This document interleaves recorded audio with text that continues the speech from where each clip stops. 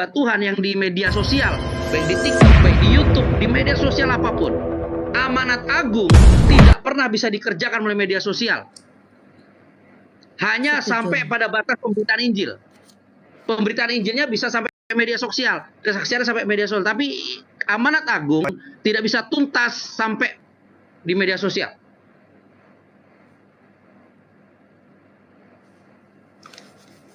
Ya, Injil amanat agung ya. Kita pergi. Betul, menjadi Kristen belum tentu mengenal Tuhan Yesus Kristus, itu saya bold, tapi mengenal Yesus Kristus sudah pasti Kristen. Oke, thank you. Itu satu statement yang akurat sekali bagi saya. Ya, thank you ya.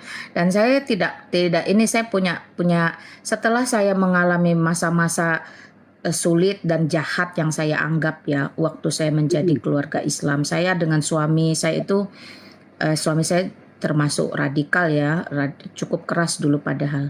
Dan saya tidak menyangka. Memang sih apa sih yang bisa disangka dari inisiatif Allah? Tidak ada. Dia maha segala-galanya. Apa sih yang bisa diprediksi dari rencana Allah? Tidak ada. Termasuk menyelamatkan kami satu keluarga. Ya, itu benar-benar di luar rencana, di luar prediksi kami ya. Tapi ketika saya belajar dan memang suami saya salah satu, beliau itu muazin yang paling merdu suaranya dulu. Bahkan kami dulu di komplek itu bukan sempat lagi termasuk orang-orang yang fanatik. Kami ada membangun sebuah kalau di sana namanya surau ya, bukan musola. Sampai sebegitu itu dulu kami menjadi keluarga Islam. Nah, saya bersyukur ya senior ketika sekarang kami lebih mendedikasikan apa yang ada pada kami untuk kemuliaan Allah sebagai ganti atau sebagai bayar harga mengejar ketertinggalan kami dulu, termasuk melaksanakan amanat agung. Saya bersyukur saya dengan suami itu sempat terjun beberapa kali dalam pelayanan-pelayanan, termasuk juga mengajar sekolah minggu, memberi les, ya seperti itulah ya. Jadi apa yang disampaikan dari Pak Pendeta siapa sih ini Bang Mamat ya, apa yang disampaikan dari Bang Mamat tadi, saya berterima kasih untuk satu statementnya yang juga bisa menjadi pedoman saya untuk sampaikan kepada anak-anak. Biar bagaimanapun anak-anak saya sekarang sudah kemana-mana. Yang satu ada di Kepulauan Riau karena kedinasannya, yang satu ada di Kalimantan Barat juga karena pekerjaannya, dan saya sendiri sama anak bungsu saya masih di Pulau Jawa, sedangkan suami dinas di mana. Saya cuman bisa wariskan kepada anak-anak, andai mama sekarang meninggal dunia, mama sudah kenalkan, sudah bawa kalian semua kepada Yesus Kristus. Kalian semuanya sudah dibaptis, silahkan jauh dari keluarga, tidak masalah, asalkan jangan jauh dari Tuhan Yesus Kristus. Cukup pengalaman masa muda mama dan papa itu menjadi guru atau teladan buat kalian. Bahwa kehidupan di luar Tuhan Yesus Kristus yang ada hanyalah kekacauan, yang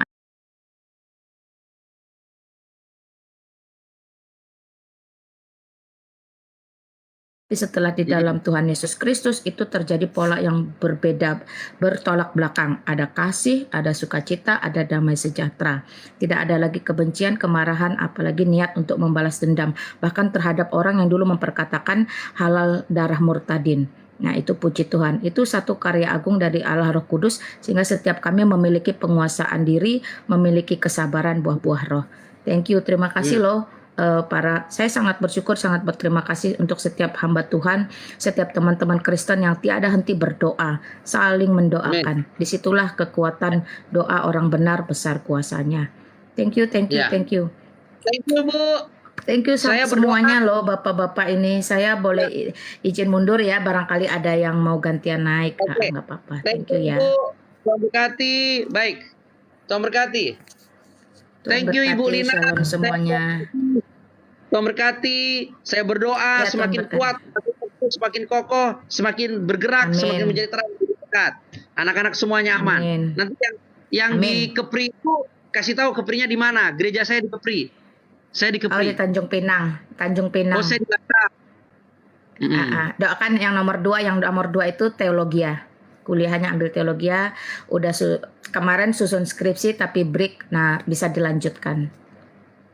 Oh, baik. Jadi yang nomor 2 justru jadi hamba Tuhan, puji Tuhan. Ya, nanti DM aja. Nah, saya fullback Ibu deh. Saya fullback Ibu langsung. Thank you ya semuanya senior ya. Thank you. Tuhan berkati. Baik. Terima kasih. Tuhan berkati. Ada teman lagi yang mau naik? Kita naikkan. Sorry, penghujat, perdebatan tidak ada di room saya. Room saya adalah room Kristen, room berbagi kesaksian, room berbagi kasih, room yang saling mendoakan. Jadi kalau menghujat di sini tidak ada tempat. Ya, baik. Oke. Setuju. Saya naikkan. Setuju. Ya, hidup kami bukan untuk berdebat dan menghujat. Hidup kami untuk itu. Salam. Shalom Horas, kamera. Oke, shalom Pak Pendeta. Shalom Horas Tulang. Shalom Brother Gultom. Raja Sonang. Di sini. Ada Pak Pendeta Samosir itu saya lihat tadi, aduh. Horas sama muda. Horas. Pak Pendeta di Batam ya? Ya, gereja saya di Batam. Saya juga di Batam. Di Batam di mana? Tulang Gultom. Kapling Lama. Kapling Lama di mana? Ini loh depan gereja GKPI Sekolah Harapan Bangsa. Oh, GKP Harapan Bangsa, Kapling Lama di Arse. Ya, pas sekali. Di Arse di mananya? Iya. Kan sudah bukan Purba ketua RT-nya, sudah yang lain. Iya, yang sekarang itu Marga Simbajunta. Kenal ya sama Pak Purba itu? Bukan anak baik, bilang sama dia Pendeta Muhammad Tambunan bilang. Sering Oh, baik dia itu. Sejejeran dengan rumahnya itu rumah kami. Oh gitu, puji Tuhan. Gereja saya di Mitra Mall, Laiku. Kok Laiku, Tulang lah. Nggak bisa aku manggil Laik, Gultom. Harus Tulang. Kenapa? Lama baru Samosir. Oh, bisa nyamar lai, Amang Boru. Kalau Tulang, kalau dipanggil saya Tulang ya berarti Amang Boru lah aku panggil kan itu. Terserah lah mau panggil lai, Tulang, Amang Boru. Lemot harus di. Minggu di dia doh, kamu Tulang. Hah? Minggu di dia. Molo au gereja di HKBP Batu Haji Baru doh. Haji Baru. Di pasu-pasu Mamur Jalur Ramoti, salam kenal di Hamu. Aka Tulang ya. Nanti jalan-jalan ke gereja saya, ya kan? Biar sekali-sekali bergerak bersama di jalan-jalan. Iya. Bagi-bagi berkat. Iya. Biar aman lah itu Amang Boru. Jadi Nantulang baru aha? Baru Pasaribu. Baru saya setengah tahun ya kami rumah tangga. Oh, jadi nggak dong lai. Dah tapi tanya aku kamu mah amang pendeta baru asa dong di tengah-tengah keluarga kami. Oh, ngahamu dohot pertanggihan okumene di rumah doa nami di Mitra Mall setiap hari Jumat jam 7.30 borngin. Anon asa berdoa khusus mah. Ngagodang do, adong karunia nami, olana dang boy hamil sampai umur 40-an, boy do di pas di debata, gabe boy mandapot Margeleng. Bagak nama Margeleng. Boleh ate yang baru nami. Siap, puji Tuhan. Jeste di Batam nona yang baru. Aku lagi di Lampung, di rumah misi nih. Oh. Lampung mana ini?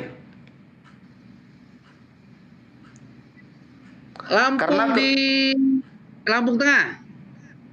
Kalau Namboruku di Metro 5 di Sekampung, ada juga di Sekampung, ada di 53. Kami dulunya di Lampung. Bapak dulunya di Lampung tahun 92 sampai 98.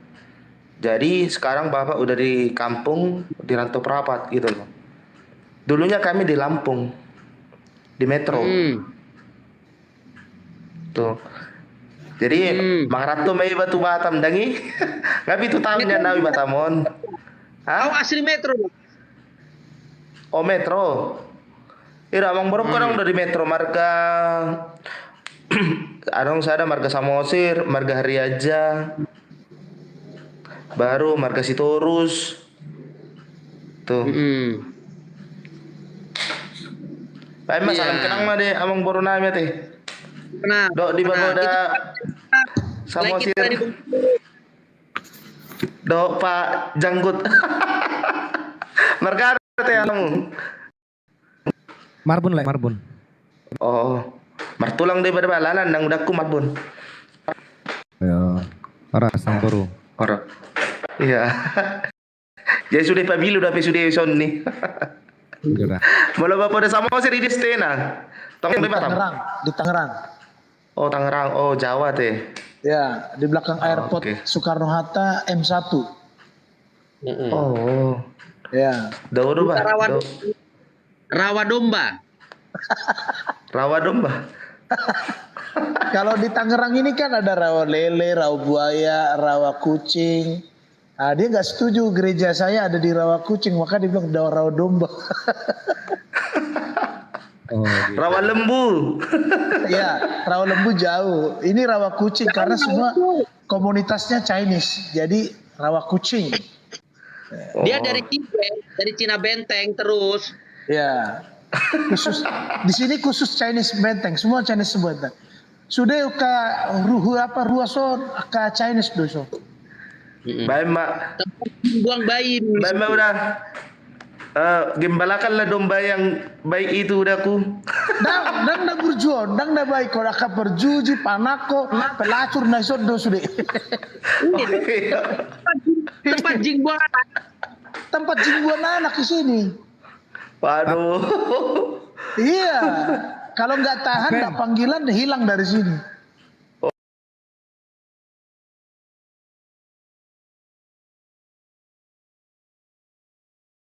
Oh ya udahlah. Makanya itu digembalakan supaya baik. Iya. Karena latar belakang juga bukan orang baik. Punya bapakku. Sudah disaksikan di SCTP 17 kali. Bagaimana bapak saya bertobat. Halo, ya saya. Ala anak apa Pak? Sekolah siantar do udah. Jadi binoto do tetek bengennya siantar itu tahun 10 tahun aku sekolah di siantar itu mulai dari SMP sampai kuliah.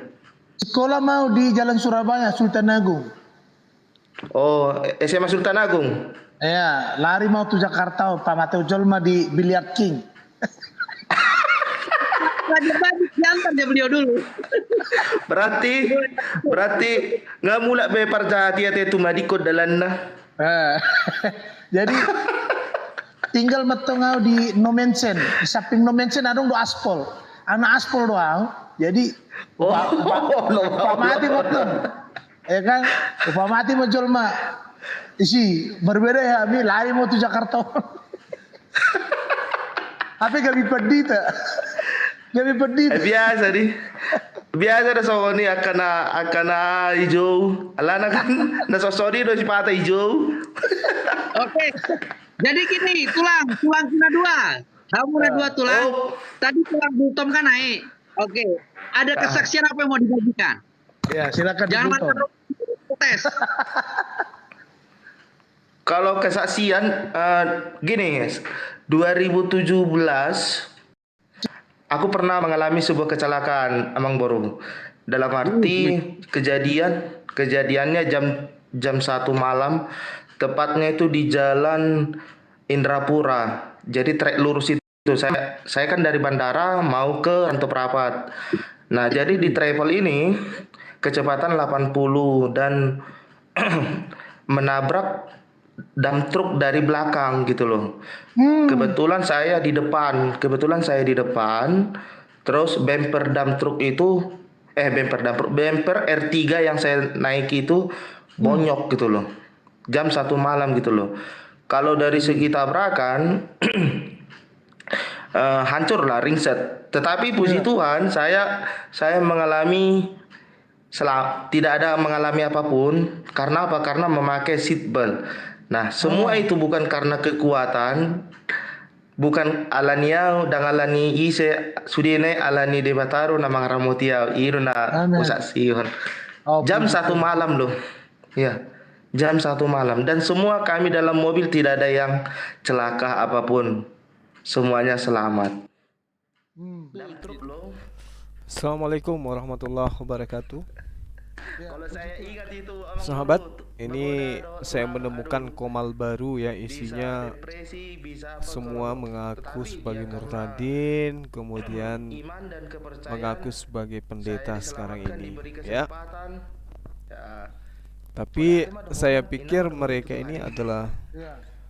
teman baik gitu. itu jam 1 malam loh. Rupa-rupanya Itu sama selama hampir ini betul. mereka Luar monitor biasa juga untuk kesaksian menghindari itu. saya gitu. Padahal saya baru nemukan komal ini. Sama dengan apa namanya kesaksian saya itu bulan November tahun 2000. Tapi dia nggak berani naikkan saya gitu. Mereka hanya bisa jualan obat, tapi nggak mau naikkan saya gitu. Jam 3 pagi di kilometer 5 Balam, saya nyetir sendiri, hantam tronton muatan penuh itu, boom, mobil saya hancur lebur. Orang semua berpikir saya mati. Ya. Lari saya 90, manis, saya ngelak nggak bisa nyangkut, mobil itu berhenti karena bodi depan bumper nabrak ban tronton. menyaksikan. Itu habis saya KKR di 7 tempat, habis penginjilan ngusir nyabut santet di Balige. Habis perang sama dukun itu, habis saya cabut santet di Balige. Mulai gunakan jurus-jurus Nanti Paulus dari ya. Pro HKBP. Wah, HKBP KGR. Tanya beliau. Boris Manjuntak. Kita dengarkan aja ya teman-teman sambil menunggu komal-komal yang lain karena beliau tidak mau menaikkan saya gitu ya. Ini pelajaran bagi kita bahwasanya penyesat itu sekarang udah di mana-mana gitu ya. Nah, Ini udah adik pakai beliau, songkok beliau juga telepon padahal saya tahu bilang, bahwa di "Tolong." Indonesia ini yang Ya, saya menggunakan berpikir, songkok itu ya, ya dia mau- pasti itu tradisi Islam. karena kampungnya itu di Balige. Kita lihat ya teman-teman sambil nunggu Ini pendeta karismatik ini ya. Oke lah. Ku cabut lah saya. Cabut setannya sembuh sampai sekarang. Sembuh sampai sekarang. Itu. Haleluya. Jadi- Haleluya. Ya itu. Haleluya. Saya pulang itu sampai dari Tarutung sampai dari Balige sampai Tarutung saya masih berdua sama pendeta Ruben Siombing. Ya. Ruben Siombing itu dari Sorkam. Ya, Itu Get Kim Jakeus. Sorgam. Oh. Jakeus. Itu sahabatnya pendeta Tulang Licento juga. Dia orangnya pendek tapi suaranya tinggi kali, 5 oktav. Suaranya pendek tapi suaranya tinggi kali. Ya. Kenapa nih? Jadi Kenapa beliau mau ikut otot. Pak Pendeta, aku mau ikut Pak Pendeta sampai Dumai. Sebelum Pak Pendeta nyebrang ke Batam, aku mau temani. Aku bilang, aku itu sudah doa sama Roh Kudus. Roh Kudus bilang, turunkan Ruben di Tarutung, suruh dia pulang, kau nyetir sendiri. Itu jelas suara Main Roh Kudus. sendiri.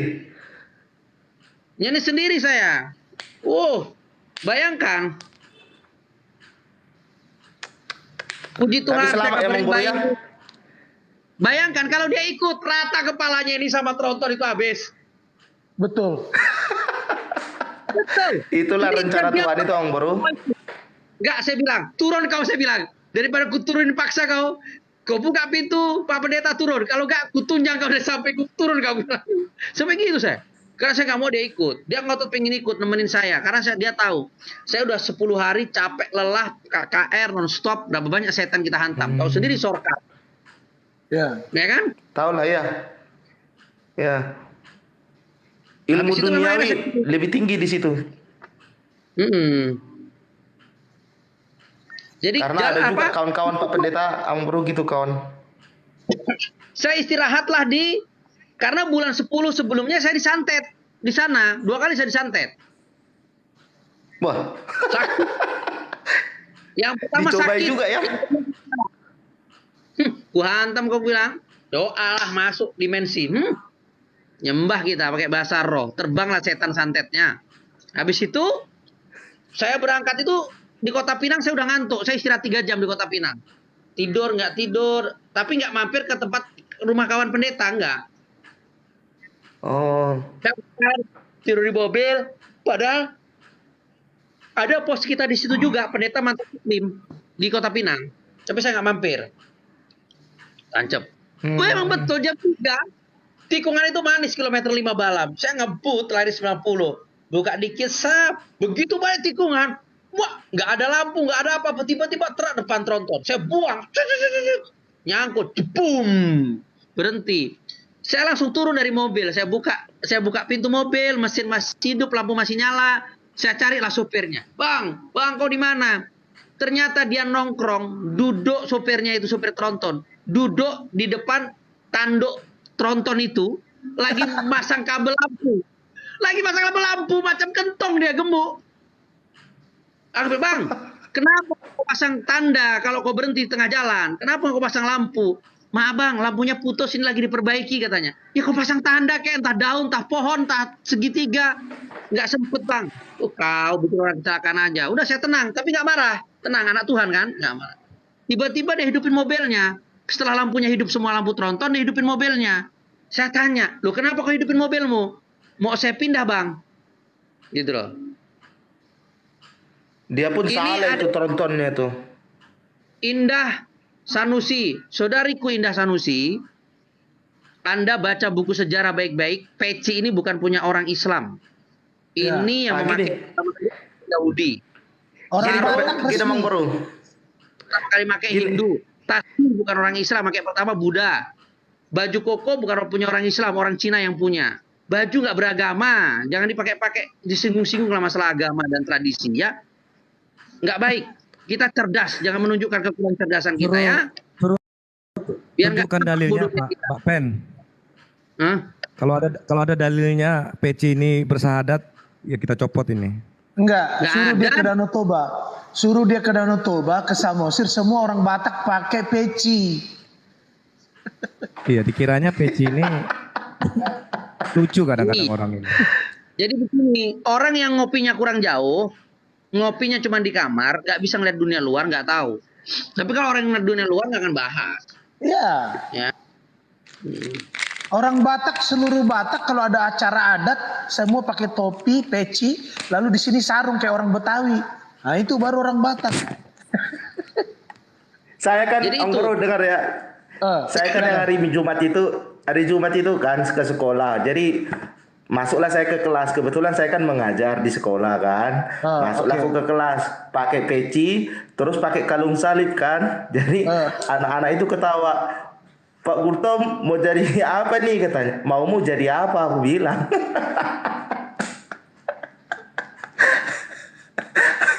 Lucu aja Pak, Bapak pakai peci terus pakai salib katanya. Loh, salahnya di mana? Aku bilang. Jadi lucu-lucu gitu loh, Pak. Jadi saudaraku, saya ingin menaikkan, tapi beberapa teman ingin naik, tapi saya katakan yang naik di room saya adalah live cam, on cam ya. Kalau hidden cam nggak bisa, karena saya ingin kita saling mengenal. Beberapa kali saudara-saudara kita kaum muslimin dan muslimat hadir di live saya, semuanya on cam.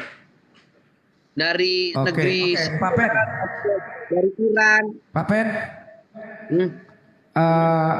Kalau bisa memang 4 kayak gini aja Pak Pen. Jadi dia agak besar ya kan. Jadi bergantian. Jadi kebetulan saya mau turun Pak Pen. Tapi sebelum turun saya mau nyanyi satu lagu lagi boleh? Boleh. Oh boleh Pak. Boleh tulang. Saya juga nggak. Udah malam mau bobo. Oke lanjut Lai. Latte nggak pakai gula. Saya nanti minta dibuatin lagu sama pendeta Samosir ini. Kasih aja. Apa judulnya nanti saya tinggal bikin. Jangan gampang itu. Oke, aman Pak Pen.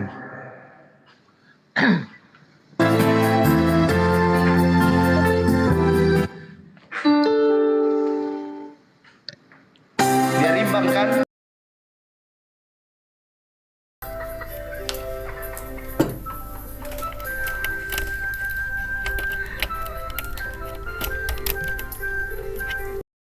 Sahabat-sahabat, kita lihat ya kelakuan mereka gitu ya. Sangat kelihatan kebenciannya gitu. membenci dan sangat benci terhadap Islam. Itu yang saya lihat ya. Dan memang kenyataannya seperti itu. Mereka berkongkol untuk kemudian tertawa, menghujat Islam, membuat cerita-cerita bohong gitu ya kan. Apa yang mereka cerita itu adalah sesuatu yang tidak benar. Bohong kalau menurut saya. Dusta.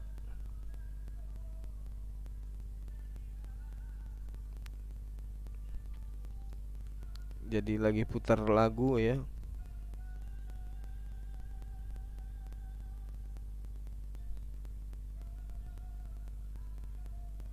Mereka selagi putar lagu gitu. Lagunya juga memuji-muji kayak gitu teman-teman. Mereka nyamar-nyamar gitu ya kan. Kita nggak ada kok yang pakai baju pendeta gitu. Untuk apa gitu ya kan. Tapi mereka ini dengan gagahnya menggunakan atribut-atribut muslim gitu. Atribut muslim yang mereka gunakan itu memperlihatkan betapa mereka itu membenci Islam gitu ya.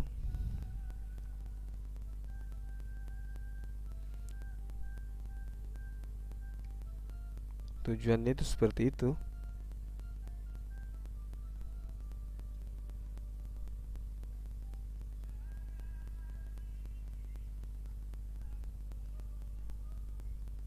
Saya mati-matikan ya suaranya. Kita tunggu teman-teman yang lain. Sabar.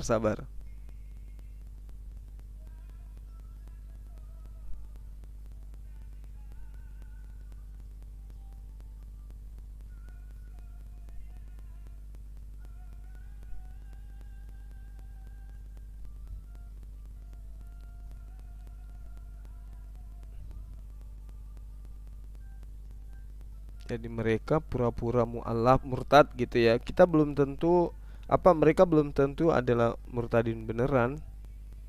Bisa jadi itu hanya dibuat-buat saja kan. Bisa jadi itu hanya tipuan aja.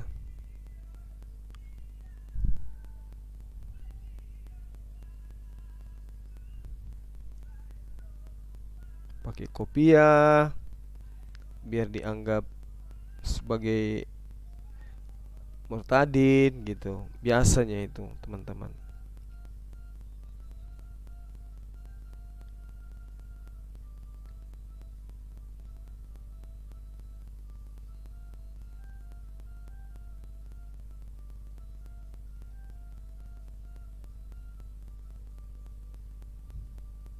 Ya tadi diterosoki ya. Diterosoki apa Ustaz Naja nggak mau dinaikkan. Saya nggak mau dinaikkan di Terosoki, tapi di situ ada Dinda Naja.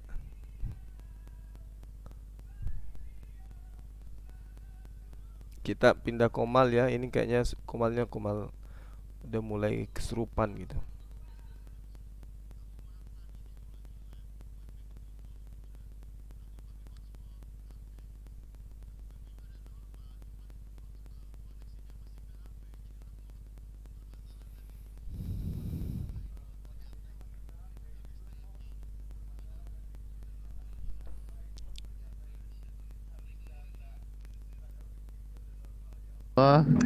Masya Allah. Assalamualaikum Bang Zuma. Ngereset.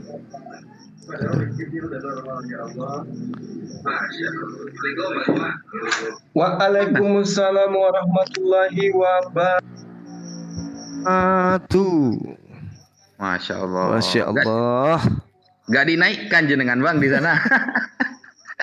Iya, sebenarnya saya ada intelin ini deh, murtadin mereka lagi berkongko-kongko gitu ya. Pakai kopiah semua gitu. Tapi lagi-lagi kupikir tadinya dia enggak kenal saya. Saya rencana minta dinaikin, ternyata mereka tahu. Enggak ada tempatnya penghujat di sini katanya. Orang-orang ini Siapa yang nggak kenal Bang Zuma sama Ustaz Alif? Tadi kupikir enggak kenal lah ini pasti. Iya, itu temennya Mikana itu Bang. Oh gitu. Oh, yang itu, yang pakai pakai kopiah. kopiah itu ya? Heeh. Iya. Iya, iya, iya. Saya tempo hari minta naik nggak bisa. Nggak bisa, sudah kenal semua. Pas lagi Mereka dia nggak ngobrol sama Mikana itu. Iya. Pendeta senior semua katanya itu. Iya. Murtadin, mereka ngaku-ngaku murtadin, ada 30 tahun di Islam, ada yang 20 sekian tahun gitu. Aduh, parah. Mana Herdi? Yaudah. Mau ngajak siapa dia? Kok lama? Oh, dia mau ke sini katanya. Iya bang, mau diskusi saya sama jenengan bilangnya barusan. Anu apa? Mau ngajak temennya dulu. Si kiamat lagi. Tadi udah mencret membawa Kalau ada Ustadz hadits Alif gitu. gampang. Kubiarkan dia bahas-bahas apa gitu. Ujung-ujungnya kan oh terjemahan ini pasti. Ternyata betul. Kok dia tuh diskusinya nggak mau terarah sih, Gurunda? Masa loncat sana sini terus, suka seenaknya gitu? Iya, masalahnya beliau tuh nggak ngerti. Dia cuma modal Google, kemudian dia cari-cari terjemahan-terjemahan yang sekiranya bisa digunakan untuk menghujat. Iya. Anu bang ya, apa penerus Malikil kayaknya itu, penerus Herdi kayaknya itu. Iya, bukan penerus seperjuangan. Seperjuangan mereka itu. Iya betul. Tapi Ferguson sama itu kalau bisa Gurunda nggak usah dilawan lagi lah, Ferguson itu. Tadi saya sengaja untuk Mulutnya, ya memperkenalkan beliau kepada netizen. Kan masih banyak yang tidak tahu yang mana sih orangnya ini Ferguson. Jadi kuperlihatkan kepada inilah dia Ferguson itu. Mungkin untuk di dunia TikTok masih pada kaget lah ya. Iya, Baru pada pasti. tahu dia Oh, kayak ini gitu. tuh yang namanya Ferguson. Kan mereka cuma tahu nama kan? Iya betul, cuma tahu nama. Akhirnya mereka, oh memang betul. Laknatullah. Laknatullah alaih. Laknatullah memang. Parah itu, gak ada apa-apanya Sofiatul bang. Iya sih emang. Dia berani gitu loh, berani dia pokoknya bebas kayak orang gila gitu. Layaknya orang gila bebas mau ngomong apa aja. Iya, betul. Iya, mau apapun dia terserah pokoknya yang penting keluar aja dari mulutnya. Mau nyakitin orang kayak atau apa kayak dia nggak takut apa-apa itu. Dia lokasinya di mana sih bang? Itu kan pemain dulu itu sudah. Itulah Indonesia kayaknya.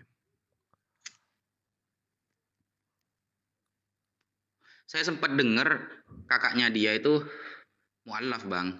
Makanya dia pas marah banget gitu. Sampai menghujat terus. Stres mungkin ya. Karena dia pikir kecewa kan dengan kakaknya. Jadi Islam yang jadi sasaran. Islam jadi sasaran gitu. Iya, nggak ada ini loh, nggak ada remnya loh dia. Apapun pokoknya halal dia ucapkan. Waktu di Zoom kalau ingat dia kayak mau gimana ya? Parah dia bang, nggak mukallaf orang itu. Sebenarnya bagus sih. Bagusnya itu apalagi kalau di Zoom-nya Jumoten. Jadi ya biar mereka jadi apa? Yang tidak tertibnya siapa? Jadi ketahuan.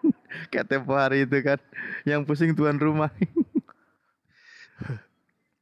Oh iya, saya apa tadi siang ya lihat jenengan di roomnya Kiamat itu kayaknya sama Ustadz Alif kayaknya tadi. Iya, sama Sore. ini juga.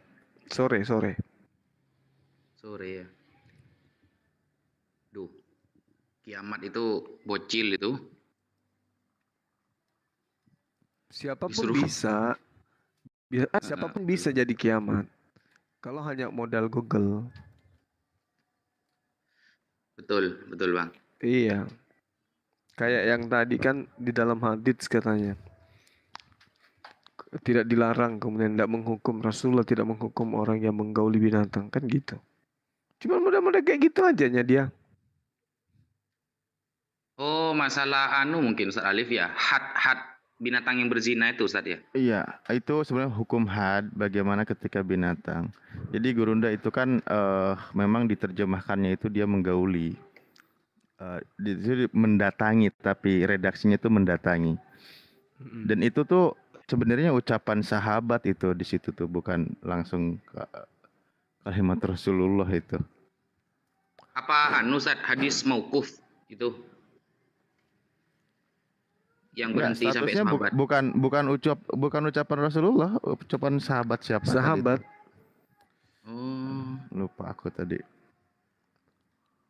Iya sebenarnya iya hukum had. Jadi gini, binatang itu memang tidak ada hukum had kepada binatang, tidak ada hukum rajam kepada binatang, orang binatang ya. Iya. Enggak, memang intinya gini lah Gurunda. Kayaknya mau dibikin sebagus apapun jawaban tuh nggak akan masuk karena dia itu sudah di programnya begitu. Betul. Gitu loh. Bahkan istilahnya data dia itu sudah dibuat di struktur gitu. Kayak gitu nih modalmu untuk makanya dia nyerang loncat-loncat gitu. kan? Iya.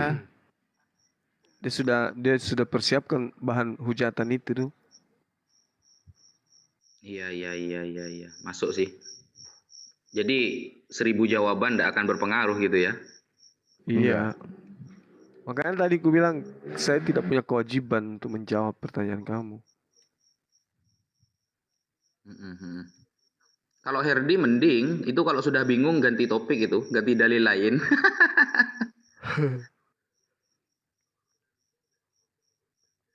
Bang Zuma jangan lembut kalau berdebat. Herdinya mana? Mana ada pernah saya lembut sama si monyet-monyet itu. Iyalah apa kali si Herdi ini. Itu Ustadz, sekarang pendeta Terosaki lagi pingin nyamain itu Isa dengan Yesus. Kok gitu? Iya. Selama ini kalau mampir Yesus dan Isa beda. Tadi jelaskan kehebatan Isa di Al-Quran. Cie kataku. Coba bacakan di surah Maryam ayat 19. Di situ Isa manusia suci. Tuhanmu suci kan? Suci. Isa suci kan? Suci. Jadi dia siapa? Ya manusia lah kataku. Allah itu Al-Qudus. Orang Nabi Isa itu Zakia yang disucikan, yang dibersihkan. Orang beda jauh, sok-sokan bener gitu. Aduh, lucu lah. Nah ini kayaknya lagi cari mangsa sih kayaknya. Sekarang Iya. nggak konsisten. Tadi Torosoki itu nggak mau naikin Bang Zuma karena dia denger digibahin katanya pendeta koin.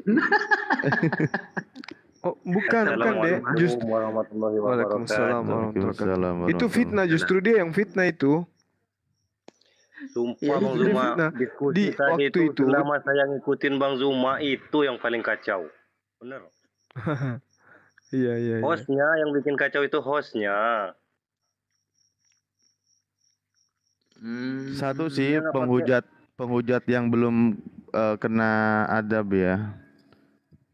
Si Ferguson itu dari dulu mulutnya kayak gitu. Aduh ya Allah, diulang terus apa coba niat diskusi. Aduh. Narasi kayak gitu diulang-ulang terus. Aduh. Nah, tapi saya dengar justru Bang Zuma loh yang wajib ngirim koin ke dia kalau naik. Iya kan Bang ya? Iya, saya dipersyaratkan 2K waktu itu. Hah? Iya, ada konten saya deh. Itu 1 jam. Itu 1 jam dia cuman ketawa aja terus. Ayo yang mau naik, ayo semua 2K, ayo 2K. Masa dikalah sama yang lain. Nah, yang lain sudah lempar 5 koin. Ayo Bang Suma, 2K kalau mau naik, 2K. Pokoknya kalau mau naik syaratnya harus kirim 2K dulu. Ayo Bang Suma. Gitu-gitu. 1 jam gitu terus. Terus teman-temannya mendukung. Kiamat itu asli orang mana itu? Tahu nggak Ustaz Alif? Aku belum nggak tahu kalau ini ya, nggak kalau ditelisik sih mungkin bisa ketemu ya. Karena ini ya, apa tempo hari dia masih pelan dia waktu di Zoom. Ini nggak tahu ya sekarang. Itu pun dia gagahnya itu kalau di roomnya, kalau enggak dia buka komal, kalau enggak di komal Kristennya. Kalau udah namu, udah melempem bener.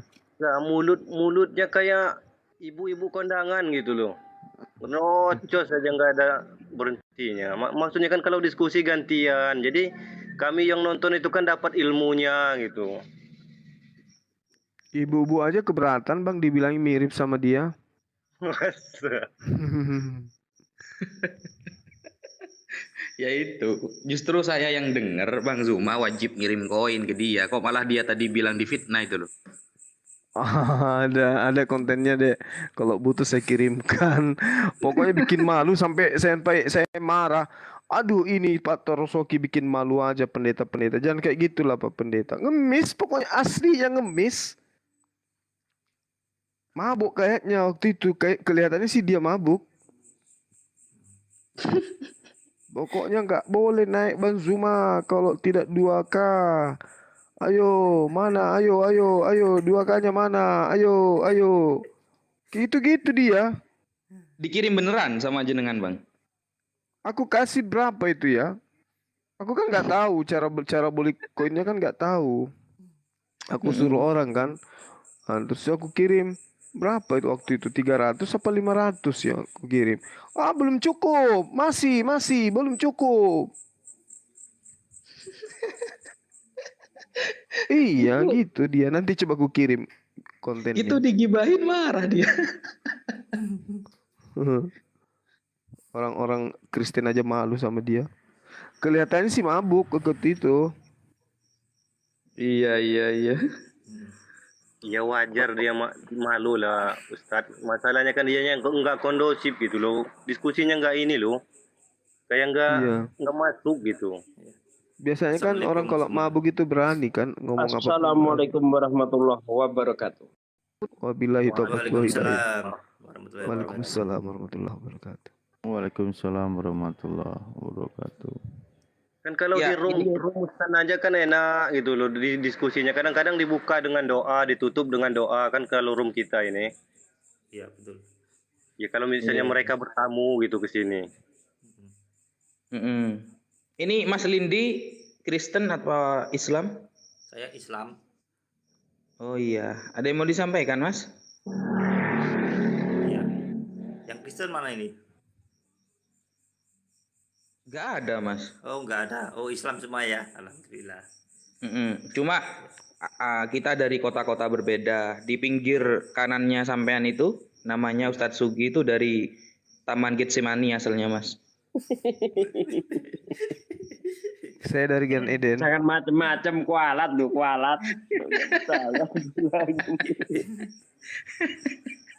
Nah kayaknya sih kalau sama Ustadz Sugi ini cocok nih Kiamat itu tadi. Wah udah pernah babak belur sama saya dulu bocil. tuh. Sampai 2 jam itu nggak bisa jawab sama saya. Dia Yang dari menuduh Nabi Parisi Muhammad itu belum datang dari pencuri. Parisi. Terus apa lagi tuh ya? Wah itu saya kejar sampai terbungkam itu nggak bisa ngomong itu pernah itu. Sampai saya. Tadi juga saya kejar Ahi. Iya. Terkait tuduhannya Rasulullah melakukan pencabulan. Saya minta hadisnya nggak ada, nggak bisa dia tunjukkan. Ya itu Iya. juga dulu yang pernah saya kejar itu nggak bisa ditunjukin itu. Saya kapan hari dengar Bang, pembicaraan mereka yang jadi pembicaranya itu John Timothy. Apa untuk kesepakatan tidak tidak menaikkan Bang Zuma lah gitu. Karena ini penghujat ini bahaya syubhatnya ini katanya. Berarti mereka ketar-ketir berarti. Iya, padahal kan yang kita bawa datanya. Andai saja mereka itu bisa bahasa Yunani, bisa bahasa Ibrani, terus kita hanya terjemahannya saja, ya mungkin ada yang salah dengan pemahaman saya terhadap Bibelnya mereka kan gitu. Tapi kan enggak. Dia juga bahasa Indonesia. Dia juga bahasa Indonesia. Dan kalau udah ke pojok, dia asumsikan kitabnya sendiri kan gitu. Kayak Yesus nenen kan gitu. Dia bilang itu bukan nenen betulan. Yes, kayak mana bukan bukan ini betulan karena usianya pada saat itu 29 tahun kan lucu. Ya nggak nerima dibilangin nenen ya, apa namanya, nyusu kan nenennya sama aja Ustaz ya.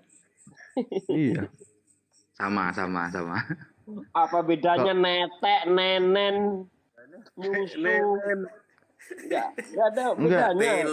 Kalau Bahkan dibilang kata-kata netek itu pernah menjadikan seorang itu jadi mualaf loh.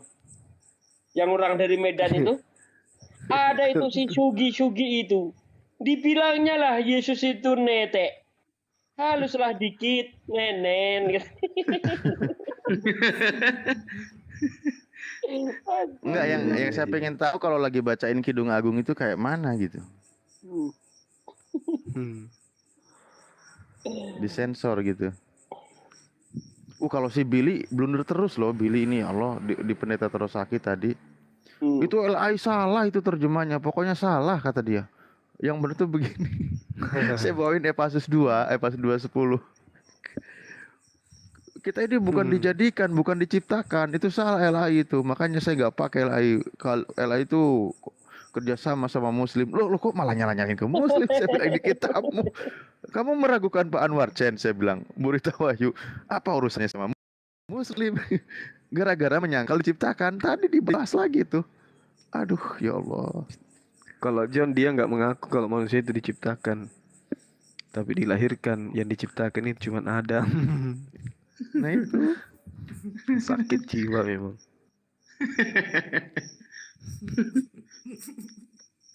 Aduh, ya Allah. Mereka ini. Herdinya mana ini? Ini ada komen Bang dari teman-teman di Anu. Dia tetap di roomnya Torosoki katanya. Orang itu nyuruh apa namanya itu mau ke sini, saya sudah deal barusan, mumpung banyak ustadz ini malah gak jadi. Mas Lindi saya turunkan dulu ya, sama Mas Raya ya. Ya, Ada saya yang mau nanya. turun juga Ustaz. Terima kasih Ustaz ya. Makasih ya Bang. Terima kasih ya sudah Iya Bang Lindi. Bang Alif, ya. Ya makasih. siap. Ya. Assalamualaikum warahmatullahi wabarakatuh. Iya, Waalaikumsalam warahmatullahi wabarakatuh.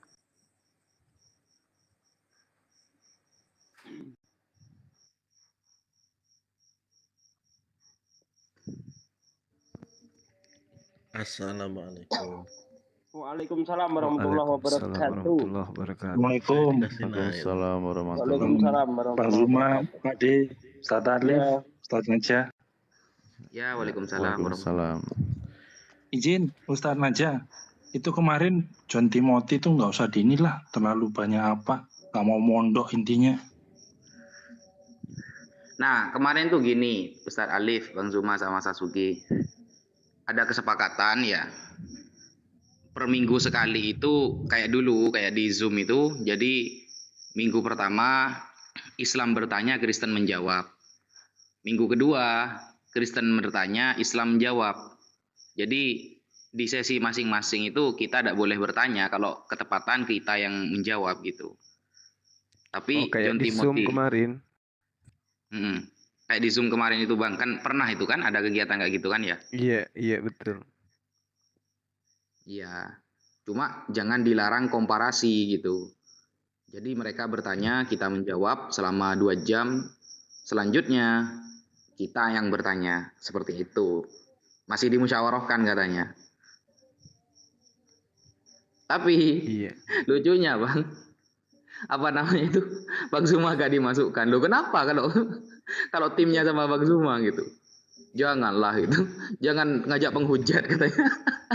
Sama Ustaz Alwan aja katanya. Ustaz Alif katanya.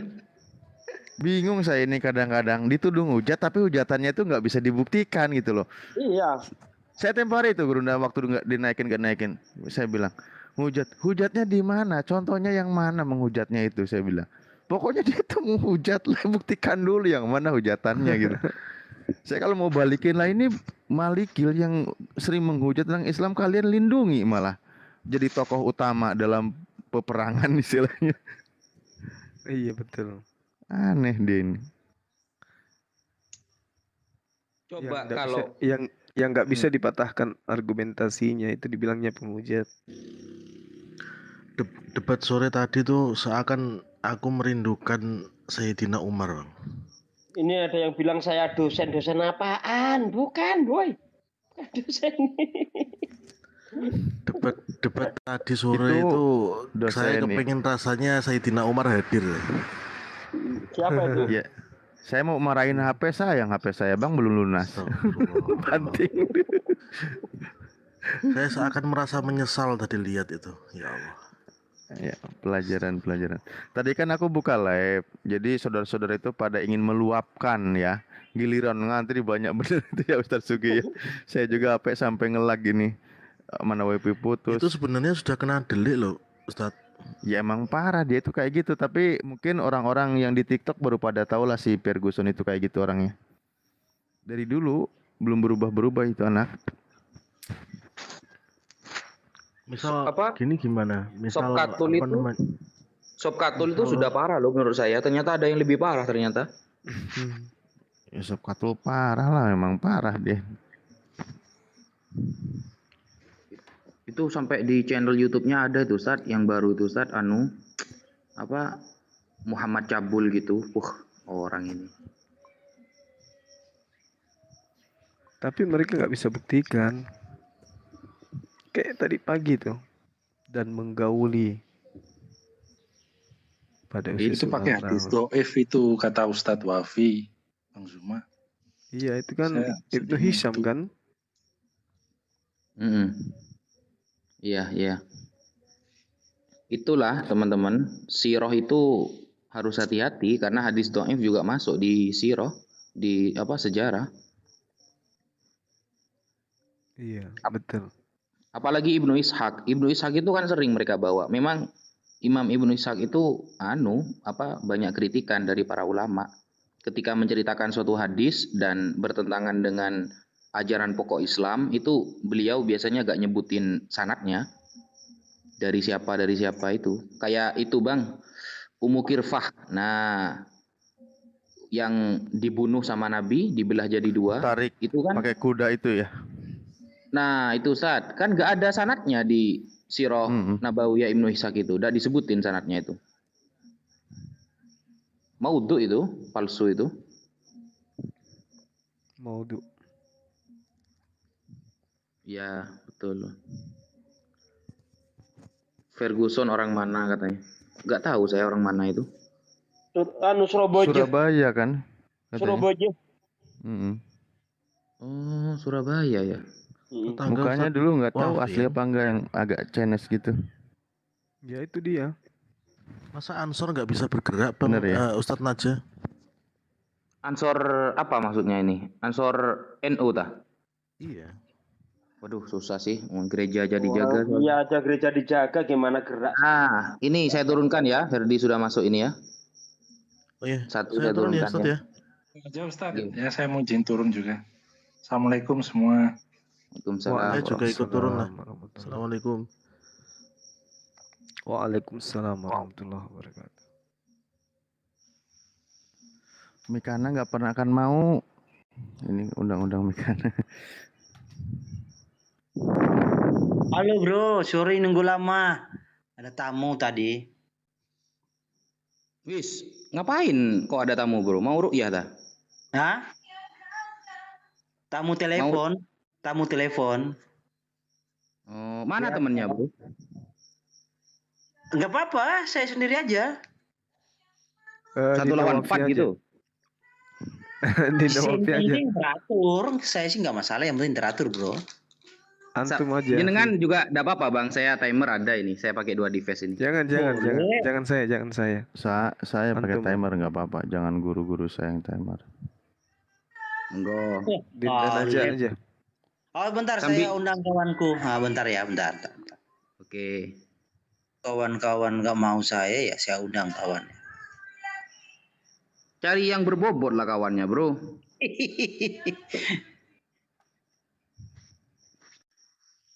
Temanya tadi ya, kemahakuasaan Tuhan ya.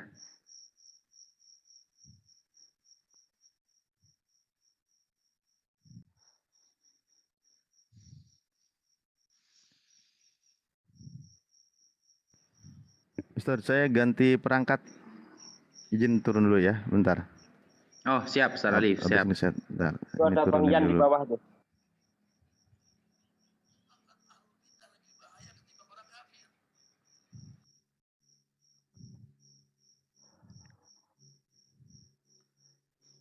Habibi ya Muhammad wa sadiqal dilwan. Ahmad ya Muhammad. Sugi dampingi adik kita ya. Saya monitor ya. Loh, kok cuma hanya monitor sih?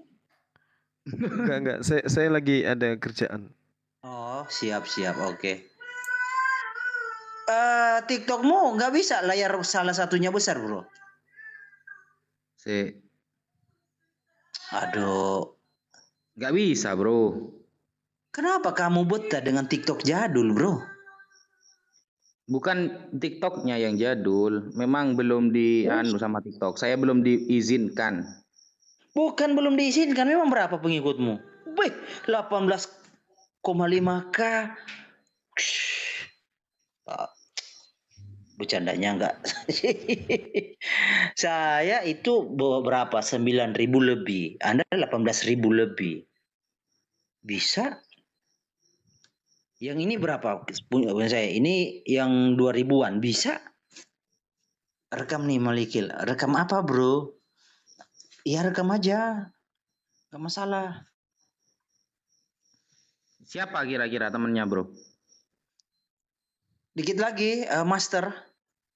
Master quiz. Master Iya. siapa? Namanya Master. Oh, kira mau undang. Mister namanya. Oh, Mister, oke. Hampir mirip ya Master dengan Mister. Iya, Master cowok, bro. Kalau Mister cewek. Beda akun pribadi sama akun toko, jangan jadul sama. Maksudnya beda akun pribadi sama akun toko. Maksudnya ini akun toko, bro. Apanya? Oh, iya, ini ada tokonya. Mana kagak ada ini keranjang kuningnya. Nah, punya Rasul bisa. Rasul juga jualan itu. Tapi bisa kok. Saya jualan bro, jualan Bible, kemudian jadi nggak kelihatan kalau Keresten yang lihat. Iya, sulit sih kalau nggak bisa salah satunya. Kalau 4, 5, waduh, jadi ini ya. Tetap kalau dia salah layarnya jadi kecil lainnya. Kamu manggil kiamat maksudnya? Kiamat di bawah itu. Kenapa kiamat? Ada kawan saya ada. Oh, oke. Bang Zuma sama Ustadz Alif, nggak apa-apa. Saya kamu itu sudah upgrade nggak TikToknya? Sudah bro, sudah upgrade. Tetapi nggak bisa, tetap juga nggak bisa. Iya, ada bacanya upgrade gitu, nggak bisa. Waduh, kok gimana ya? Oh mungkin dihapus bro. Tapi ya kalau kamu hapus, kamu harus ingat emailnya. Ya hapus lalu nggak ingat, download TikTok baru. Yang 4 koma kayaknya itu ya 4 koma itu atau berapa itu yang bisa layarnya itu. Ini kan versi jadul yang kayak gini bro. Iya serius versi jadul. Saya tanya-tanya di lah, saya lihat di YouTube caranya. Iya maksudnya fungsinya bro biar buka data itu layarnya besar, penyimak juga oke. Begitu. Oke. Kiamat Google. Waduh. Saya lihat ini kawan-kawan ini anti Google semua. Kita kembali ke zaman jahiliyah ini. Emangnya di zaman jahiliyah itu justru pakai yang praktis-praktis, bro. Iya, artinya anti peradaban, peradaban zaman, anti zaman, perubahan zaman. Anti Google. Ini siapa yang nyebut anti Google? Bro Tom ini dah. Yans. Bro Yans ini kalau mampir ke room saya itu dia nggak mau naik.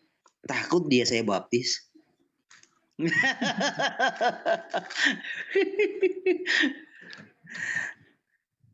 Oke, ini ya Selamat malam teman kawan. jenengan. Iya, iya, iya. Ya, selamat malam. Yang maju siapa? Yang maju siapa? Bang Zuma sama siapa, Bang? Lah. Masa Saya kamu monitor deh, saya monitor. Loh. Saya ada kegiatan sedikit. Ya udahlah, nggak masalah. Yang penting ada. Ya, Ustadz Alif sama Ustadz Sugi ya. Saya timer ya. Gimana? Yang Nggak maju apa-apa siapa? aku Bro? timer. Kataku nggak apa-apa aku timer. Masa guru ndak dianggurin? Yang maju siapa? Bang Zuma. Iya. Bang Zuma sama saya, Bang ya. Maju, oke. Nggak apa-apa, Zuma saya dengan timer. wasit. Oke. Ustaz Sugi Gimana? wasit ya. Nggak Bang Zuma enak sama kalau saya, Bang ya. guru dianggurin. Ya. Ustaz Sugi wasit ya. Siap. Oke, good. Biar Ahisugi. saya ada kerjaan sedikit. Iya. Ya udah Ahisugi kita dan tunggu. Kalau- Berapa menit bro kita tunggu Bro Suma? Ya, ini timernya Ustadz Alif. Per orang 3 menit.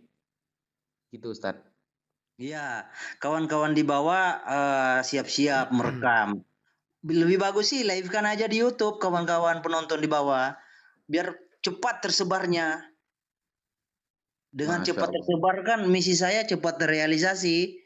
Pemurtatan massal. Kok kebalik ya? Justru banyak yang mualaf sekarang di TikTok ya daripada yang murtad ya. Oh gitu ya? Kebalik sih. Saya nggak tahu berarti ya. Iya, bulan ini sudah 3, Bro. Yang mualaf, Bro. Bagaimana banyak? Oh gitu ya. Oh ya wes lah. Nanti saya coba DM orang yang mualaf itu saya murtadkan lagi. Her, kamu bisa baca nggak, Her? Apa? Alif sedang tiduran. Adalah.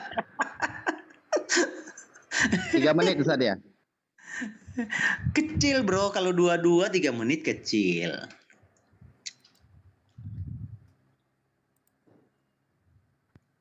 Temanya kemahakuasaan Tuhan. Good. Oke, ayo bro. Opening statement dulu kamu bro. Dari Kristen dulu bro. Oke. Bro Tom, monggo bro. Ini yang siap siapa Suma? Atau nggak apa-apa kalau kawan kita Ustaz Sugi nggak apa-apa. Tapi cukupkan waktunya. Kalau umpama 6 menit, ya bertiga 6 menit. Kita berdua 6 menit begitu. Kan nggak enak juga. Ya, nah, saya pun posisi istilahnya cadangan aja. Kalau ada gangguan nanti kan bisa ngisi gitu aja. Oke ya. Oke. nggak apa-apa. Jadi sementara yang maju Satsugi sama saya, monggo. Dengan Suma nggak apa-apa. Yang penting waktunya dicukupkan. Oke, lanjut. Ya, Mas, per orang 3 menit kan tadi? Per orang 3 menit kan? Per orang 3 menit, iya. Kalau per orang Iya. 3 menit, rugi dong kita berdua kalau 3 lawan 2 bro. Enggak, makanya nanti tetap majunya 2-2 gitu loh. Maksudnya kalau ada gangguan, ada kendala, salah satunya mundur gitu. Oh ya wes lah. Diganti. Oke Bro Tom, monggo Bro Tom. Kena aja Aduh, 6 menitnya. ribet. Oke, jadi topiknya kemahakuasaan Iya, Tuhan, Tuhan. kan begitu ya? Oke. Jadi ketika kita berbicara tentang kemahakuasaan Tuhan, ada 2 hal di situ yang kita harus tahu, bahwa Tuhan itu mengacu kepada oknum. Oknum yang ada yang sebelum segala sesuatu ada. Kenapa kita mengatakan Dia Maha Kuasa? Karena dari Dialah bersumber segala sesuatu. Seperti itu ya. Nah, apa sih kuasa itu? Kuasa itu kan otoritas, kemuliaan, dan kekuatan, dan segala hal yang sanggup Dia lakukan. Nah, kalau kita katakan kemahakuasaan, berarti Dia sangat berkuasa lebih dari apapun. Jadi di atasnya kuasa Dia yang lebih tinggi. Begitu juga otoritasnya pasti lebih tinggi. Paling tinggi lah dari semua ciptaan yang ada di dunia ini. Nah, ketika kita berbicara kemahakuasaan Tuhan, kita akan mulai dari apa yang Dia karyakan, apa yang Dia kerjakan, bagaimana Dia mencipta, kemudian bagaimana Dia memelihara, dan bagaimana Dia bertanggung jawab atas ciptaannya. Karena kalau Dia tidak maha kuasa, ya tentu tidak bisa bertanggung jawab terhadap ciptaannya, kan begitu ya. Nah, kira-kira begitu dulu yang bisa saya sampaikan. Nanti Bro Malikil tambahin. Silakan Bro Malikil. Oke. Jadi ini langsung 6 menit ya, Bro? Ya, per orang 3 menit. Per orang 3 menit. Oke. Nah, panjang ya. Jadi kemahakuasaan Tuhan sebenarnya ini topik yang menarik ya. Menarik ya untuk dibahas, seperti apa sih kemahakuasaan Tuhan. Kemahakuasaan Tuhan itu pasti sesuatu yang terverifikasi, bukan katanya-katanya, kata orang ya. Kalau kata orang itu dongeng itu. Ya, kemahakuasaan Tuhan itu terverifikasi dengan apa? Dengan mata kepala, dengan ruyah, ya. Itu kemahakuasaan Tuhan. Ke semua agama ibaratnya begini ya. Ada nggak usah lah sampai 100, 10 agama aja. 10 agama dengan 10 Tuhan, ya. Lalu semuanya mengklaim agama ini A B C D sampai agama 1 sampai 10 semua mengklaim Tuhan kami yang menciptakan, Tuhan kami yang menciptakan. Ya kayak gitu kan. Nah, tetapi itu kan hanya sebatas klaim. Lalu yang menjadi benar-benar Tuhan yang menciptakan, yang maha kuasa itu ya Tuhan yang mana? Ya tentu Tuhan yang bisa membuktikan dirinya. Itu ya. Jadi pahami dulu kemahakuasaan Tuhan itu terverifikasi. Bukan hanya katanya atau cerita ini. Bukan, itu bukan kemahakuasaan, itu cerita rakyat atau dongeng atau bentuknya itu halusinasi yang digambarkan atau dijadikan suatu rujukan. Kenapa waktunya hilang, Bro? Habis. Langsung aja. Enggak, itu video saya yang habis, Bro. Jadi lanjut, masih ada 3 menit. Oh, siap. Oke. Jadi kemahakuasaan Tuhan tadi sudah Bro Tom jelaskan. Tuhan kami itu menciptakan, ya, menciptakan semua yang ada di alam semesta. Lalu Dia ketika menciptakan Dia memelihara ciptaannya, dipelihara, dijaga, ya kan? Ketika ciptaannya itu jatuh, ya, dalam pencobaan, jatuh dalam dosa, diselamatkan. Itulah sikap, ya, atau tindakan Tuhan. Jadi Tuhan itu bukanlah Tuhan semesta alam, itu bukanlah Tuhan batu atau Tuhan mati yang nggak ada perasaan, yang nggak ada hati. Ya kalau Tuhan nggak ada hatinya, nggak ada perasaannya, percuma kalian kawan-kawan beribadah. Jadi punya Tuhan itu punya Tuhan yang mengerti, ya, Tuhan yang memahami ciptaannya. Karena ciptaannya tidak kuasa, ya bagaimana di solusinya, ya begitu. Dia harus menyelamatkan. Nah, di dalam keimanan kami, ya, baik Yahudi maupun Nasrani, ya, baik maupun Yahudi nanti kalau mau ditabrakan nanti dengan Yahudi nggak masalah, nanti kita klarifikasi. Nah, manusia itu jatuh ke dalam dosa, ya, menjadi ke dalam maut itu karena dosa, ya. Manusia mengalami maut karena dosa. Ini yang sangat paling penting, harusnya poin yang harus kita angkat. Maut itu karena dosa, ya. Manusia mati karena dosa. Saya harap kawan muslim dari ini bisa menjelaskan juga, ya. Nah, karena dosa ini manusia menjadi mati secara moral, mati secara roh terpisah dari tubuh, mati terpisah dengan Tuhan. Nah, matinya manusia karena melanggar kuasa perkataan Tuhan. Melanggar perkataan Tuhan. Nah, perkataan Tuhan itu kalau kita percaya itu ya dan amin, punya kuasa. Nah, ketika manusia ada di bawah kuasa perkataan itu, maka sangat sulit manusia untuk bisa selamat. Dengan topik kita sekarang bahwa kemahakuasaan Tuhan itu sangat-sangat sulit untuk dibantah di dalam kekristenan. Bahwa Tuhan yang kami imani, yang kami percaya, kuasanya, perkataannya itu penuh kuasa, ya dan amin. Buktinya memang tidak ada manusia yang bisa selamat dengan upayanya sendiri. Ya, tidak ada manusia yang bisa selamat dengan upayanya sendiri. Hanya Dia karena perkataannya itu kuasa. Dia yang bisa menyelamatkan. Lalu Dia menyatakan kuasanya di hadapan manusia. Bukan katanya, ya, bukan kata orang, tidak. Dia menyatakan sendiri, ini saya yang menciptakan, akulah yang menciptakan. Itu kata Tuhan. Terverifikasi, bukan sebagai cerita ini dan itu, enggak. Lanjut. Oke, monggo Ustaz Sugi, 3 menit. Baik, assalamualaikum warahmatullahi wabarakatuh. Alhamdulillahirabbil alamin wassalatu wassalamu ala rasulillahi ajmain. Rabbi shrahli sadri wa yassirli amri wahlul 'uqdatam min lisani yafqahu qawli. Amin. Amma ba'd. Alhamdulillah, Allah SWT membuktikan bahwa dirinya adalah Maha Kuasa. Ya, salah satu bukti bahwa Allah Maha Kuasa, Allah mampu menciptakan manusia tanpa adanya seorang ayah, yaitu Adam. Allah juga mampu menciptakan manusia tanpa adanya seorang ibu, yaitu Hawa. Dan Allah juga mampu menciptakan manusia tanpa adanya seorang ayah, yaitu Nabi Isa.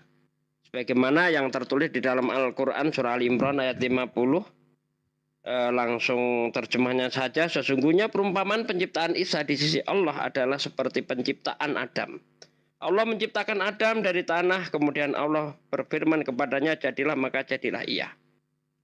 Jadi Allah menunjukkan kemahakuasaannya.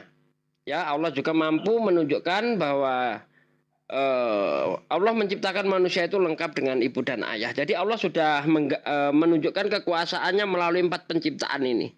Ya, ada yang diciptakan tanpa melalui ayah dan ibu, yaitu Adam. Ada yang diciptakan hanya dengan seorang laki-laki, yaitu Hawa. Mampu menciptakan adanya seorang manusia tanpa adanya seorang ayah, yaitu Nabi Isa alaihissalam. Dan mampu menciptakan adanya ayah dan ibu, yaitu kita semua.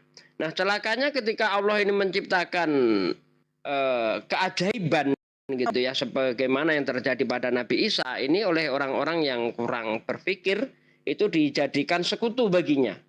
Ya, dan alhamdulillah kita umat Islam tahu benar, imannya sudah sempurna bahwa Allah itu tidak punya sekutu.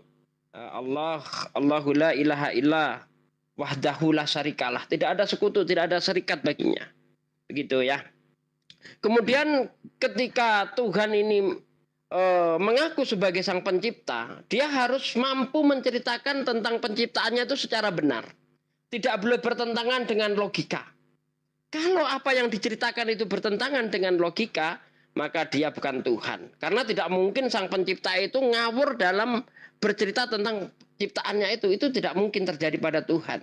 Pasti Tuhan itu tahu bagaimana bentuknya, bagaimana sifatnya, bagaimana sistemnya, apa yang diciptakan itu. Dan itu tidak akan bertentangan dengan apa yang diciptakan.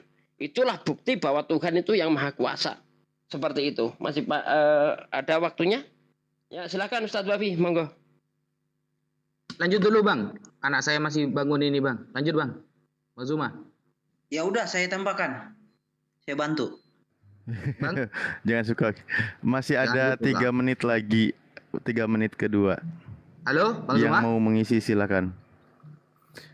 Tadi Bang Juma masih ada kerjaan katanya ya. Oke.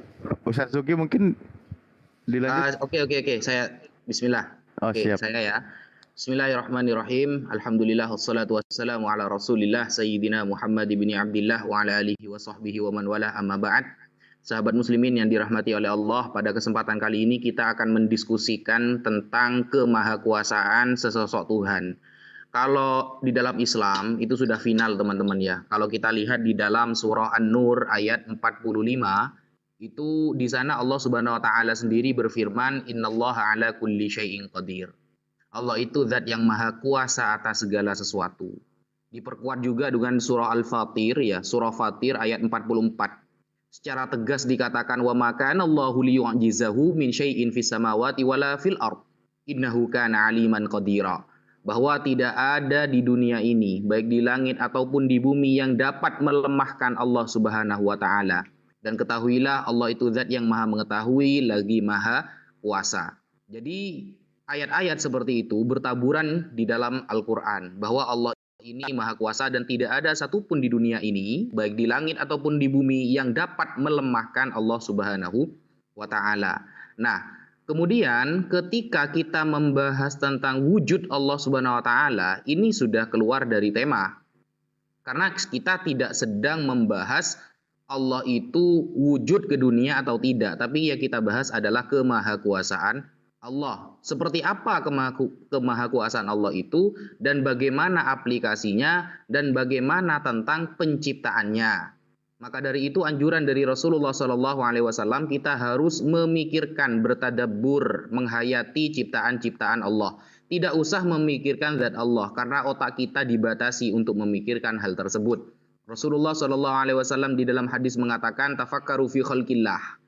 Pikirkanlah tentang ciptaan Allah, hayatilah, kemudian jadikan pelajaran. Karena orang-orang yang akan menjadikan pelajaran terhadap apa-apa yang telah Allah ciptakan, dia sungguh mendapatkan nikmat yang besar. Oleh karena itu di dalam surah Al-Quran disebutkan fa'tabiru ya ulil abasar. Surah Al-Hasyr ayat kedua ya. Jadikanlah pelajaran wahai orang-orang yang mengambil pelajaran. Di sana menunjukkan bahwa ciptaan Allah ini sangat indah dan sangat besar. Tidak ada yang bisa menirunya. Allah itu badi'us samawati wal ardh, yang pertama kali menciptakan langit dan bumi dan seisinya. Sehingga tidak ada yang bisa menyamai Allah. Dan kita mati bukan karena dosa. Kita mati itu karena kita adalah makhluk. Yang namanya makhluk dari tidak ada menjadi ada, lalu juga akan mati. Karena sesuatu yang tidak mati itu hanya sesosok sifat yang namanya baqa, kekal. Nah, makhluk itu tidak ada yang kekal, makanya pantas mati. Begitu kira-kira yang bisa saya sampaikan. Sekian. Ya, silakan langsung dari pihak Kristen. 3 menit. Menanggapi, bertanya, menyanggah. Bro, monggo. Oke.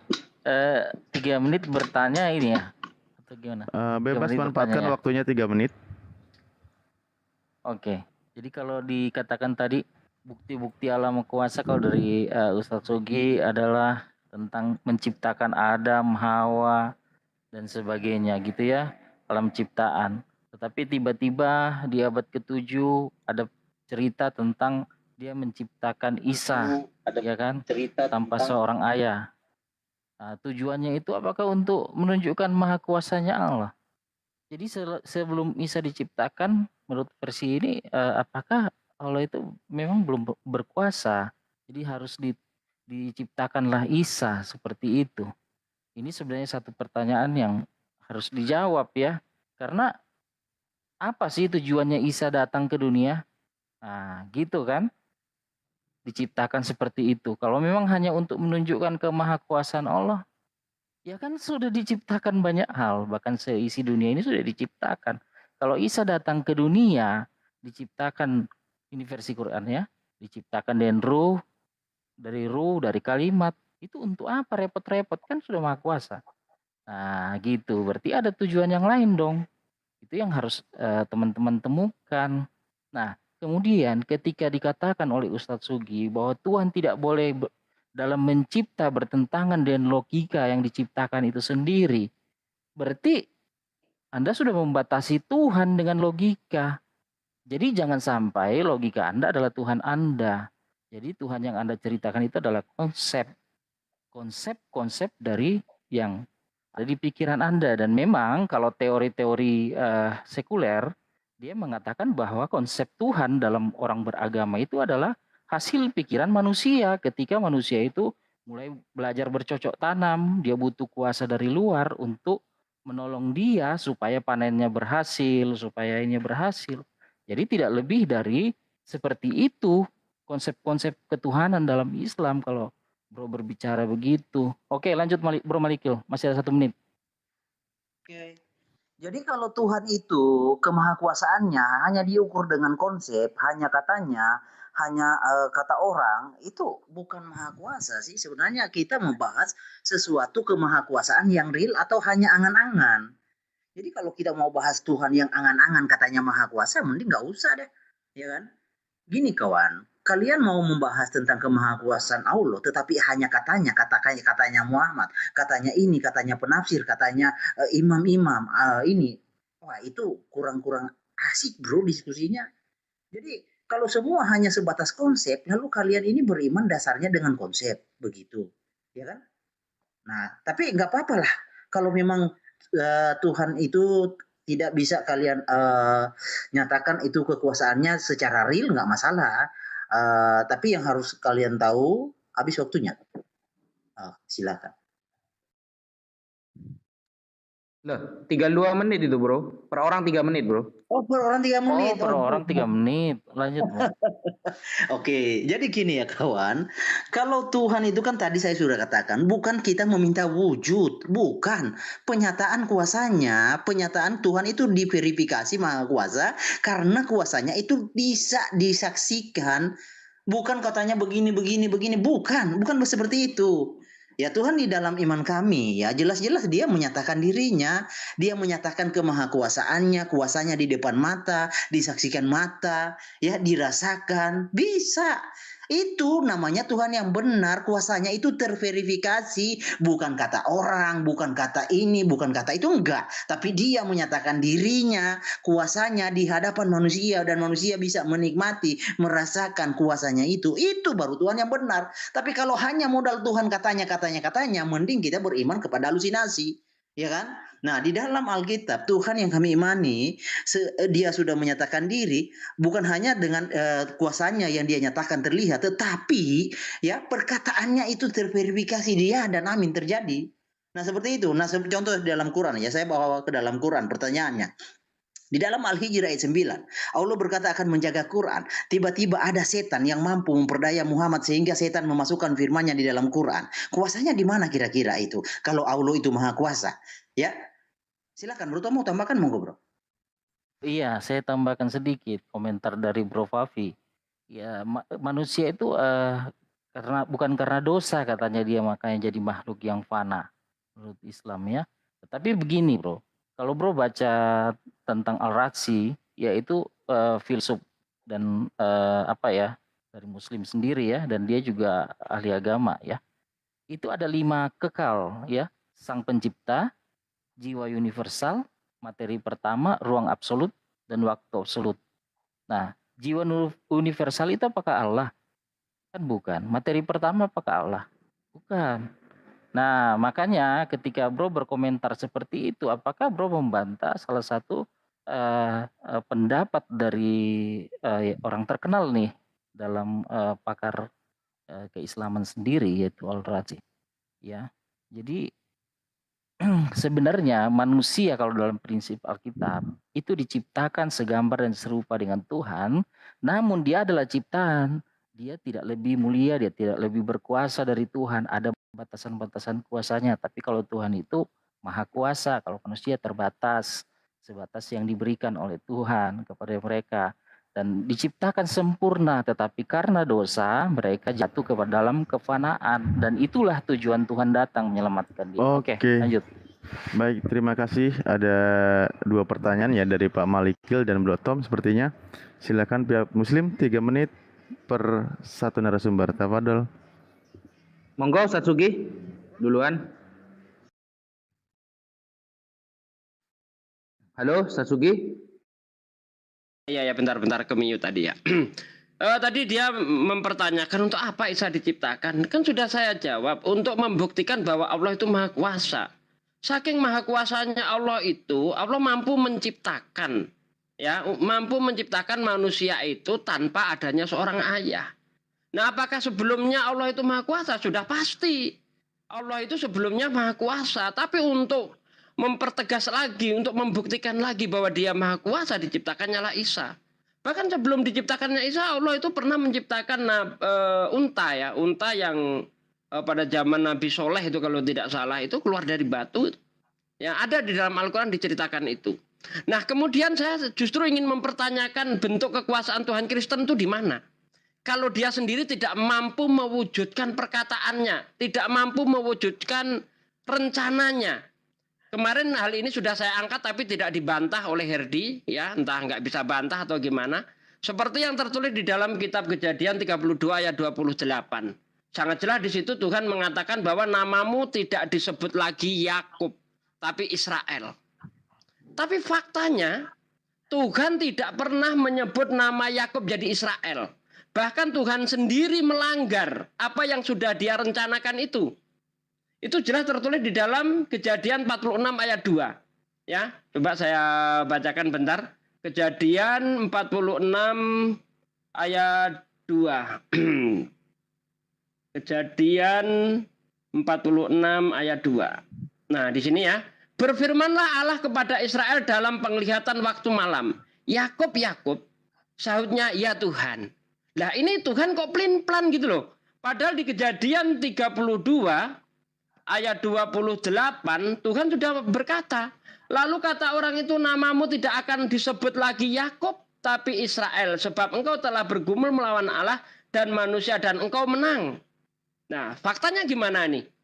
Kok tidak pernah Tuhan menyebut nama Yakub, nama Israel, justru dia sendiri yang melanggar. Padahal ini diulang 2 kali. Kalau kita lihat di dalam kitab Kejadian 35 ayat 10, seingat saya, coba saya bacakan. Firman Allah kepadanya, namamu Yakub, dari sekarang namamu bukan lagi Yakub, melainkan Israel. Itulah yang akan menjadi namamu. Maka Allah menamai dia Israel. Lihat, dia sendiri yang sudah merubah namanya, tapi dia sendiri yang melanggar. Ini firman Tuhan tidak jadi kenyataan. Ya, sama sekali tidak jadi kenyataan, karena Tuhan sendiri justru melanggar apa yang dia sampaikan. Itu satu. Ya, kemarin belum dijawab oleh Malikil nih. Tunjukkan bahwa Tuhanmu itu maha kuasa. Bantah ini kalau bisa. Ya, silahkan bantah. Kemudian mengenai penciptaan. Kalau memang Tuhanmu itu sang pencipta, buktikan. Jangan hanya klaim. Buktikan kalau Tuhanmu ketika menciptakan ceritanya itu benar. Secara logis, bagaimana Tuhan itu katanya maha pencipta, dia maha tahu. Ya. Tapi ternyata dia soal ciptaannya aja nggak tahu. Habis waktu ya. Lanjut. Ya, siap. Selanjutnya Ustaz Wafi, tafadhol. Bismillahirrahmanirrahim. Ini ya, Ayub 1 nomor 7. Maka bertanyalah Tuhan kepada iblis, dari mana engkau? Lalu jawab iblis kepada Tuhan, dari perjalanan mengelilingi dan menjelajahi bumi. Loh, katanya maha kuasa. Kok lokasi iblis saja gak tahu dia gitu loh. Ini ternyata share lokasi itu lebih canggih ya daripada Tuhan ya. Di sini jelas-jelas Tuhan bertanya kepada iblis tentang lokasinya. Tuhan tidak tahu gitu loh. Ini maha kuasa macam apa seperti ini Bro Herdi? Mungkin Bro Herdi bisa jelasin ya, ini kan kitab Anda gitu. Kalau yang saya sebutkan barusan bukan katanya-katanya Bro. Ini ayat Quran ini, innallaha ala kulli syai'in qadir. Allah Ta'ala itu zat yang maha kuasa atas segala sesuatu. Ini ya nomor 1. Maksudnya surah An-Nur ayat 45. Kemudian ayat kedua bukan katanya ini Quran ini. Langsung Allah ini yang berfirman. Wa ma kana Allah liyu'jizahu. Tidak ada yang dapat melemahkan Allah. Baik min syai'in, sesuatu apapun, minas samawati, yang ada di langit, wala fil ardi, dan ada di bumi. Tidak ada yang bisa melemahkan Allah. Innahu kana aliman qadira. Allah itu zat yang maha mengetahui. Tidak mungkin Allah nanya lokasi iblis itu. Qadiron juga Allah maha kuasa. Kemudian kalau kita kuatkan lagi, di sini juga ada ayat Bro. Wa rabbuka, dan Tuhanmu wahai Muhammad, yakhluqu ma yasha'u wa yakhtar. Menciptakan apa yang ia kehendaki dan memilih apa yang ia kehendaki. Ini namanya Tuhan Bro. Begitu. Jadi ini bukan katanya, ini asli firman Allah ini. Justru kitab jenengan ya, kitab Anda yang katanya, karena itu bukan dari langsung Yesus yang menulis firman-Nya, bukan. Itu orang-orang murid-murid Yesus yang menulis tentang perjalanan hidup Yesus. Itu pun ditulis baru puluhan tahun setelah Yesus wafat. Nah, kalau itu katanya, baru itu bisa disebut dengan katanya. Katanya Yohanes, katanya Lukas, katanya Markus. Yesus bilang begini. Nah, itu katanya Bro. Jadi Bible itu katanya semua. Kalau seperti itu. Karena penulisan Bible ini baru sekitar 65 atau 70 tahun setelah Yesus meninggal. Dan yang nulis itu adalah murid-muridnya Yesus. Jadi semua ungkapan yang di Bible itu ya katanya gitu loh. Sekian dari saya. Oke, waktu dari aku Muslim sudah selesai. Jadi ini tanya jawab bro. Kita bertanya nggak dijawab, mereka bertanya. Silakan bro Tom. silakan. Sudah dijawab kok. Lanjut bro Tom. Iya. Oke, saya jawab ya. Kejadian 30 ayat 28 ya. Jadi kata Yakob itu Yaakov. Kalau nama dalam bahasa Ibrani itu tidak selalu berpikir bahwa itu hanya nama to, tetapi ada dua hal di situ terkandung. Makanya setiap orang Ibrani itu punya nama ada artinya. Tidak hanya nama tetapi juga gelar. Jadi ketika dikatakan Wayomer lo Yaakov, Amer ot simkaki im Israel, itu maksud Tuhan adalah Yaakov itu yang berarti pemegang tumit, itu bergelar itu diubah oleh Tuhan menjadi Israel yang adalah pejuang Allah, ya, karena dia sudah berjuang dan tidak patah semangat, dia tetap berjuang sampai mendapat berkat di pagi itu. Nah, itulah dia disebut Israel. Jadi tidak harus dipanggil Yaakov terus, bisa dia dipanggil Israel, bisa juga dia dipanggil Yaakov. Dia sudah punya gelar yang baru. Nah, begitu ya. Jadi tidak hanya berarti nama, itu tidak ada ketidakkonsistenan di situ, biasa itu di dalam budaya Ibrani. Nah, yang jadi persoalan ketika Firaun di dalam Quran dikatakan bahwa ketika dia mau tenggelam dia bilang Tuhan Israel lah Tuhan yang benar. Itu tertulis dalam Quran. Nah, tetapi ya di surah yang lain Tuhan negeri Mekah yang harus disembah oleh Nabi Muhammad dan umatnya.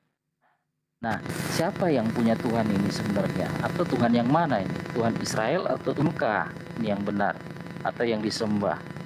Ini harus diperjelas. Ini apakah di dalam Quran ada sesuatu ketidakkonsistenan dalam firman Allah ini? Sehingga karena kuasanya kurang ketika di zaman Muhammad, ya, Allah tidak berbicara secara langsung kepada umat Islam di zaman itu di abad ke-7, sehingga ada sesuatu yang harus saya tanyakan, apakah Tuhan yang kalian sembah itu Tuhan Israel atau Tuhan negeri Mekah? Begitu. Lokasi iblis itu biasa ya, di dalam Kejadian Allah itu bertanya tetapi bukan nggak tahu, tetapi dia ingin yang ditanya itu menegaskan ya dari dirinya sendiri gitu ya.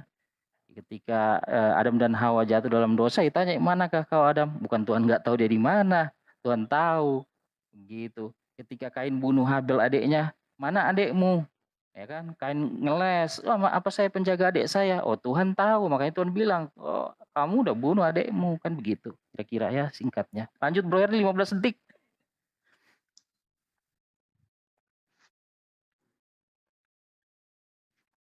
Lanjut bro, di mute itu bro, Herdi.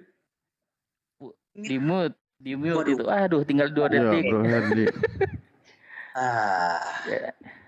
Ya, kejawab semua ya. Kalian belum jawab pertanyaan itu. Oke. Saya langsung ya. Jadi yang ditanya tadi Ustadz Sugi, Ustadz Najah, di dalam Al-Hijr ya, di dalam Al-Hijr catat ayat 9. Allah Subhanahu wa taala berkata dia akan menjaga Quran. Nah, tiba-tiba ada setan yang berfirman dan berhasil berfirman di dalam Quran. Setan berfirman di dalam Quran. Di dalam surah Al-Hajj ayat 52. Penjagaannya jebol. Itu. Nah, tadi kawanku Najah bertanya tentang Ayub. Tadi sudah dijelaskan oleh Bro Tom. Di situ nilai pengajarannya gini, Bro, ya. Iblis saja yang raja segala dusta tidak bisa berbohong dan dia tidak berpikir untuk mendustai Tuhan karena dia tahu tidak mungkin mendustai Tuhan. Nilai pengajarannya mengapa manusia mau mencoba mendustai Tuhan, itu pengajarannya. Jadi Tuhan kasih tamparan ke manusia, woi, lihat, raja pendusta saja tidak mampu berbohong dan dia jujur kepadaku. Siapa kalian manusia yang mau mencoba berbohong, berdusta kepadaku? Itu nilai pengajarannya. Tapi bro, gini, kamu mata di papan tulis ya. Ustaz Sugi dijawab ya pertanyaannya. Gini, saya kasih kamu di sini. Di dalam surah Qaf, ya, saya mau dengar apa nilai pengajarannya, manfaatnya di sini. Ketika Allah bertanya kepada neraka jahanam, apakah kamu sudah penuh neraka? Neraka menjawab, adakah tambahan lagi? Mohon dijelaskan apa nilai pengajarannya. Lalu di dalam kitab, namanya kitab Al-Muwaiz fi Al-Qudsi, judul aslinya oleh Imam Al-Ghazali, ya. Allah berkata begini. Allah Subhanahu wa taala berfirman, "Wahai anak Adam, aku heran kepada orang yang meyakini kematian. Bagaimana ia masih bisa bersenang-senang?" Allah berkata lagi, "Aku heran." Sebanyak 8 kali di dalam kitab ini, aku heran. Allah nggak tahu apa-apa. Lalu di sini tentang tadi saya tanya, Allah itu bersyahadat. Allah Subhanahu wa taala bersyahadat. Allah Subhanahu wa taala bersyahadat. Katanya, "Aku bersaksi bahwa tidak ada Tuhan selain aku. Tidak sekutu bagiku dan Muhammad adalah hamba dan rasulku." Allah bersyahadat, Bro. Kuasanya di mana ini? Pak Bro Tom mau tambahkan silakan. Ya bro, yang tadi Ustadz Sugi sampaikan bahwa Allah mencipta unta keluar dari batu untuk membuktikan kemahakuasaannya. Itu satu kejadian real atau bagaimana? Bagaimana dengan unta itu sekarang? Apakah dia ada keturunan unta? Itu rasnya seperti apa gitu? Karena unta dari batu ini keluar dari batu ini tentu rasnya berbeda dong dari unta-unta yang ada di zaman itu. Oke, makasih. Islam awam ya nggak tahu itu, heran. Lanjut. Oke, selanjutnya dari pihak Muslim, masing-masing 3 menit. Waktu akan berjalan. Lanjut Ustadz Sugi.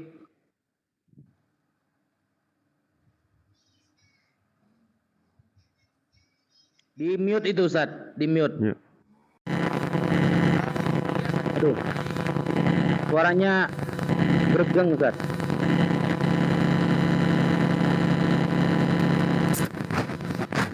Ada kendala audionya Ustadz Sugi. Nggak ada suara. Nggak ada suara Ustadz. Aduh. Mungkin ganti Bang Zuma dulu ya.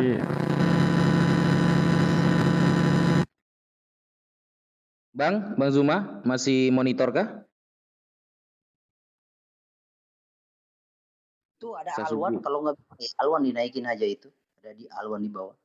Oke, biar saya jawab dulu ya. Ustadz Sugi, gimana ini Ustadz Sugi ini? Takutnya pingsan kawanku Sugi ini. Ya, lanjut aja lagi. Ada kendala mungkin Ustadz. Iya. Oke. Tuh, nggak ada suara Ustadz Sugi. Cuma dengung keras. Dengung keras. Nggak ada suaranya, dengung keras. Iya, silakan Ustadz David dulu biar saya benerin dulu nih. Loh itu sudah enak loh. Oke, saya dulu ya. Bismillahirrahmanirrahim. Alhamdulillah, sebenarnya pernyataan Bro Herdi ini sudah sering kita jawab, tapi kok tetap ditanyain ya dari dulu ya. Padahal sudah sering loh kita jawab gitu loh. Tentang masalah surah Al-Hijr ayat 9. Di sana Allah sendiri mengatakan inna nahnu nazzalna dzikra wa inna lahu lahafizun. Sesungguhnya kamilah yang menurunkan Al-Quran dan kami pula yang akan menjaganya. Masalah tentang ayat goronik, ya, ayat goronik yang kamu bawa itu namanya bro. Tolong dicatat lah bro, biar tidak ditanyakan terus gitu loh. Ayatnya kan begini, tilkal ghoronikul ula wa inna syafa'atahunna laturtaja. Nah, ialah burung-burung bangau para malaikat yang mulia, pertolongan mereka sungguh diharapkan. Nah, pertolongan dari burung bangau itu sangat diharapkan. Lantas, ketika ayat itu ada, orang-orang musyrikin Arab saat itu kaget gitu loh. Nah, cerita itu kan ditulis di dalam sejarah, bro. Bukan di dalam Al-Quran. Kemudian cerita itu ketika dinukil oleh para ulama tafsir ya, katanya kamu udah suka tafsir, Tapi kok riwayat ulama tafsir kamu pakai gitu. Di awal-awal kamu mengatakan saya tidak mau kata-kata tafsir kata ini. Tapi ternyata kamu menggunakan tafsir. Karena cerita itu semuanya dijelaskan di tafsir dan sirah Nabi, bro. Jadi itu di sejarah itu. Dan kisah itu ditolak oleh banyak ulama, bro. Salah satunya seperti Qadhi Iyad. Qadhi Iyad itu punya kitab, bro, namanya Asy-Syifa bi Ta'rifi Hukukil Mustafa.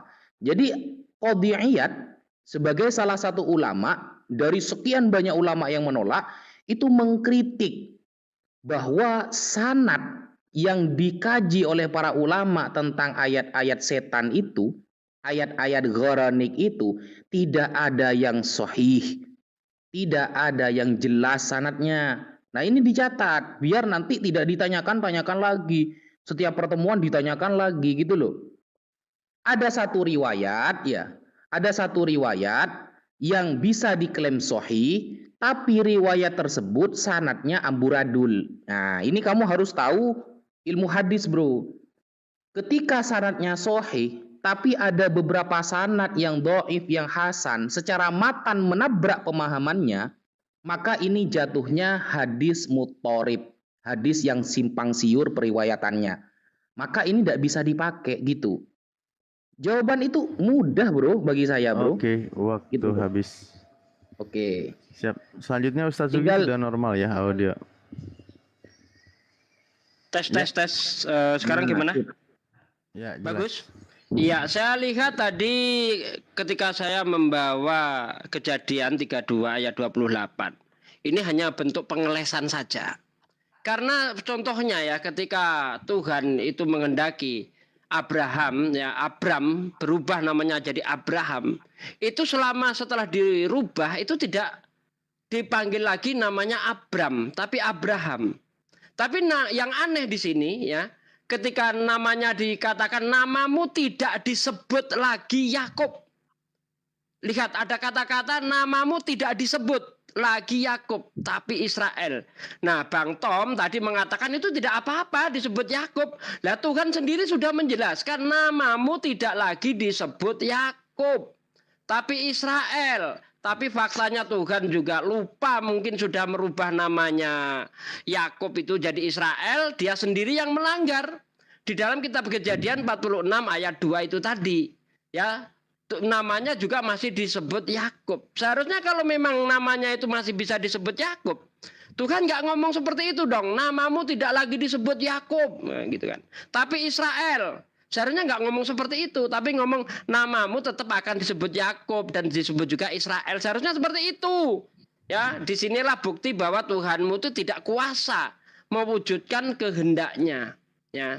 Kemudian mengenai penciptaan ya, mengenai penciptaan saya lihat memang kacau balau ya. Kalau kita lihat di dalam kitab Kejadian itu, di dalam kitab Kejadian 1 ayat 3 dan sampai 5 terang sudah ada di hari pertama.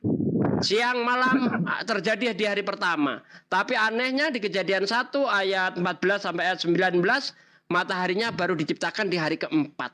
Ini Tuhan di mana kuasanya kalau bercerita tentang penciptaannya aja sudah nggak benar seperti ini. Sementara alhamdulillah Al-Qur'an menciptakan Allah menciptakan menceritakan di dalam Al-Qur'an itu nggak ada yang bertentangan dengan logika begitu loh ya. Kemudian pertanyaan tadi tentang unta Nabi Soleh. Yang ingin saya bahas di situ ya bahwa bentuk kekuasaan Allah adalah kaum Samud ketika meminta bukti kepada Nabi Soleh, datangkan mukjizat. Nah, di situ di dalam surah Asy-Syu'ara ayat 154, kamu tidak lain melainkan seorang manusia seperti kami, maka datangkanlah suatu mukjizat jika kamu memang termasuk orang-orang yang benar, kata kaum Samud kepada Nabi Soleh seperti dalam surah Asy-Syu'ara ayat 154 itu tadi. Nah kemudian itu diwujudkan di dalam surah Asy-Syu'ara ayat 156, di mana di situ dikatakan dan janganlah kamu sentuh unta betina itu dengan suatu kejahatan yang menyebabkan kamu akan ditimpa oleh azab hari yang besar, kata Nabi Soleh sesuai dengan surah ini tadi ya. Nah di mana itu Ya, ini, waktu habis. aduh, Ustaz belum Sugi. terjawab semua, habis waktunya ya. Iya, sayang Tambahkan sekali, aja maaf ya. waktunya. Kecil waktunya masalahnya. 4 menit aja. Enggak, sudah cukup itu kok. Kesepakatan cukup. Cukup lah. Jadi keenakan Karena loncat-loncat. tadi Ustaz Sugi Disambung memang lagi kalau anu. masih kurang. Siap, Ustaz. Masalahnya Ya udah, gini, nggak apa-apa. pertanyaan kita kan, pertanyaan bro udah terjawab, pertanyaan kita belum terjawab semua, itu masalahnya. Iya banyak itu. Oke, lanjut lah. Memang itu susah dijawab. Lanjut, silakan bro Tom. Oke, waktunya udah disiapin. Aman. Oke. Apa mau waktunya jalan Gini duluan? ya, Ustadz Sugi. Enggak. Gini masih 00 saya lihat. Oke ya, kalau langsung bicara ya. Penjelasan Ustadz Sugi tadi itu bahwa unta itu karena permintaan seorang nabi soleh gitu ya, supaya untuk membuktikan mujizat Allah, kekuasaan Allah, dan mungkin juga untuk membenarkan bahwa soleh ini nabi juga gitu atau gimana gitu ya. Ya, tetapi kan tetap aja unta itu mana sekarang, maksudnya ada nggak keturunannya unta itu habis atau keluar dari batu habis itu mati gitu unta itu, atau begini bro, kalau unta harus dikeluarkan dari batu, mujizat itu perlunya apa, keperluannya apa, sedangkan dalam Alkitab mujizat Tuhan itu selalu berhubungan dengan keperluan umatnya atau hambanya begitu ya. Nah, Nabi Muhammad sendiri sepanjang dia ini hadir dan melayani umatnya ya, itu mujizatnya itu apa gitu loh.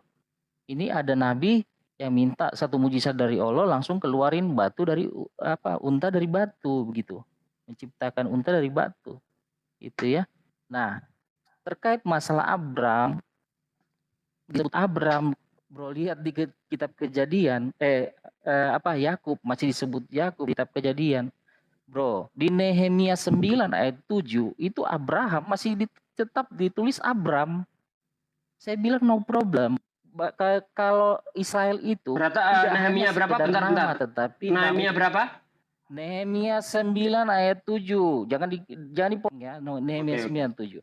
Jadi ya, nama bagi orang Israel itu juga gelar ya. Jadi ketika dia terjadi perubahan, dulunya dia memegang tumit untuk dikasih nama Yakov, dan itu juga jadi seperti gelar dia. Ketika dia berjuang bergumul sehingga mendapat berkat dari Tuhan, dia diberi nama Israel dari gelarnya dia. Jadi tetap bisa begitu ya. Itu. Jadi gampang sekali dijawab itu.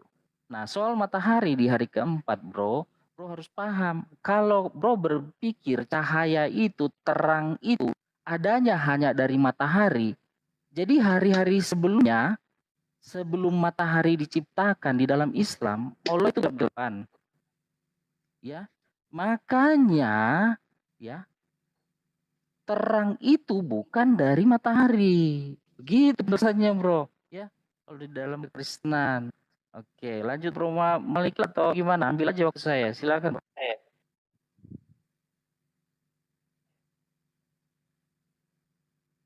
Bro Herdi.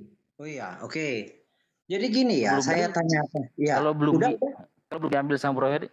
Oke, lanjut. Oke, lanjut ya. Jadi gini, Bro Wafi, harusnya saya tidak fokus kepada tentang Garani itu. Ini loh, kami tidak menurunkan, bukan. Sesungguhnya kamilah yang menurunkan Al-Quran, dan pasti kami pula yang memelihara. Jadi Allah mengatakan dia memelihara Quran. Lalu tiba-tiba dengan pemeliharaan Allah itu tidak mampu, tidak kuasa, jebol, setan bisa berfirman, maka Allah menghapus. Ya. Jadi setan kan berfirman di An-Najm, lalu dihapus di dalam Al-Hajj. Nah, timeline-nya dari urutan ini urutan wahyu ya, urutan wahyu. Nah, An-Najm itu ada di urutan 23. Nah, setannya kan berfirman di An-Najm, urutan wahyunya 23. Oke, 23, mata di papan tulis. Lalu dibatalkan, itu urutan wahyunya di surah 113. Ya, 103 Al-Hajj. Nah, lama, itu sekitaran 2 tahun, 4 tahun Muhammad itu menyembah setan. Dibatalkan kan di Al-Hajj. turunnya urutannya di An-Najm ayat 23. Dibatalkan Wahyu turunnya 103. Jadi ada lompatan dari 23 ke 103, itu jaraknya. Selama itu Muhammad menyembah setan. Nanti dibatalkan di Al-Hajj. Tetapi yang menjadi poin saya, keberhasilan setan memperdaya Allah itu yang katanya Allah mampu menjaga, Quran ternyata tidak mampu, setan mampu. Maka Allah menghapus, dan dihapusnya pun itu butuh waktu yang lama. Lihat urutannya. Jadi kan surat setannya itu di An-Najm. Lalu dihapus, Allah menghapus nih. Ini. Allah menghapus apa yang dimasukkan setan. Di Al-Hajj. Bayangkan itu yang menjadi poin penekanan, bukan tentang karaniknya, bro. Lalu tentang tadi Allah syahadat, ya di sini. Ya. Di sini kan, ini di dalam kitab Al-Mawaidz fi Al-Qudsi, nama judul aslinya kalau nggak tahu. Itu judul aslinya. Ini judul terjemahannya Mengetuk Sanubari dengan Hadits Qudsi karya Imam Al-Ghazali, ya. Nah, di halaman 1 ya, nomor 5, Allah berfirman, aku heran kenapa dia tidak tahu? Heran tidak tahu. Lalu saya tanya, Allah bertanya kepada neraka, apa di situ nilai pengajarannya? Karena Allah tidak tahu atau apa? Surah Qaf ayat 30. Lalu kita baca lagi ya. Di dalam Quran ya, Allah katanya surah Al-Isra ayat 65, Allah menjaga Muhammad dari iblis. Ternyata Muhammad itu disihir selama 6 bulan oleh iblis. Artinya tidak ada kuasa dari perkataan Allah. Banyak hal-hal yang Allah katakan tidak terrealisasi. Contoh, di dalam surah Al-Jin ayat 27, Allah kata menjaga Muhammad di depan dan di belakang. Tiba-tiba Muhammad dihantam pendekar Quraisy, giginya rontok 2. Di mana realisasi kuasa perkataan Allah? Itu yang ditanya. Karena kan ini tentang kuasa yang katanya. Jadi memang sulit, bro. Kalau kuasa hanya katanya, lalu kita buktikan dengan dalil apa yang terjadi kepada Muhammad, itu sulit untuk dibantah. Begitu, kawan. Waktu habis. Ya, selanjutnya dari pihak Muslim. Silakan, waktu akan berjalan. Ini dia mempertanyakan apa perlunya mukjizat, mana buktinya gitu ya. Yang namanya mukjizat itu setelah kejadian itu ya nggak ada gunanya, lenyap sudah. Sebagaimana Musa membelah laut, mana buktinya sekarang kalau kita tanya? Kan nggak ada. Terus apa perlunya? Perlunya jelas-jelas untuk membuktikan bahwa Nabi Soleh itu betul-betul utusan Allah. Sehingga dia mampu mengadakan mukjizat. Nah sekarang saya balik tanya sama Anda, apa perlunya, apa gunanya ketika Yesus merubah air menjadi anggur? Apa gunanya itu? Apakah mengajari orang mabuk? Ingat, anggur di pesta bukanlah anggur sirup, tapi itu anggur miras. Apakah Yesus mau mengajari orang mabuk? Itu satu. Kemudian ya kalau dipertanyakan ayat-ayat terus apa gunanya gitu ya. Kalau kita lihat di dalam kitab Kejadian di dalam kitab Imamat 13 ayat 45, di mana di situ ketika ada orang kena kusta, itu dia harus berpakaian cabi-cabi, rambutnya terurai ke depan dan berteriak najis-najis. Apa gunanya? Apakah dengan berteriak najis-najis, dengan rambut terurai, pakaian compang-camping, penyakitnya sembuh? Apa gunanya itu? Ya, orang yang terkena kusta haruslah dia berpakaian cabi-cabi, rambutnya terurai ke depan sambil teriak najis, najis, najis. Apa gunanya untuk sang penderita itu? Apakah justru itu menyebabkan penyakitnya sembuh atau mempermalukan si kusta itu? Coba. Kemudian mengenai Abraham, ya ini Anda tidak paham konteks. Engkaulah Tuhan Allah yang telah memilih Abram dan membawanya keluar dari Ur Kasdim dan memberikan kepadanya nama Abraham. Ini siapa? Nehemia yang ngomong. Ya, Nehemia yang ngomong. Tetapi Anda lihat di Kejadian 32 justru Tuhan sendiri yang melanggar. Dia merubah namanya Israel. Namamu tidak lagi disebut Israel. Tapi faktanya justru Tuhan sendiri yang inkonsisten, tidak konsisten. Dia sendiri justru melanggar apa yang sudah dia tetapkan. Di sini Tuhanmu tidak mampu mewujudkan kehendaknya.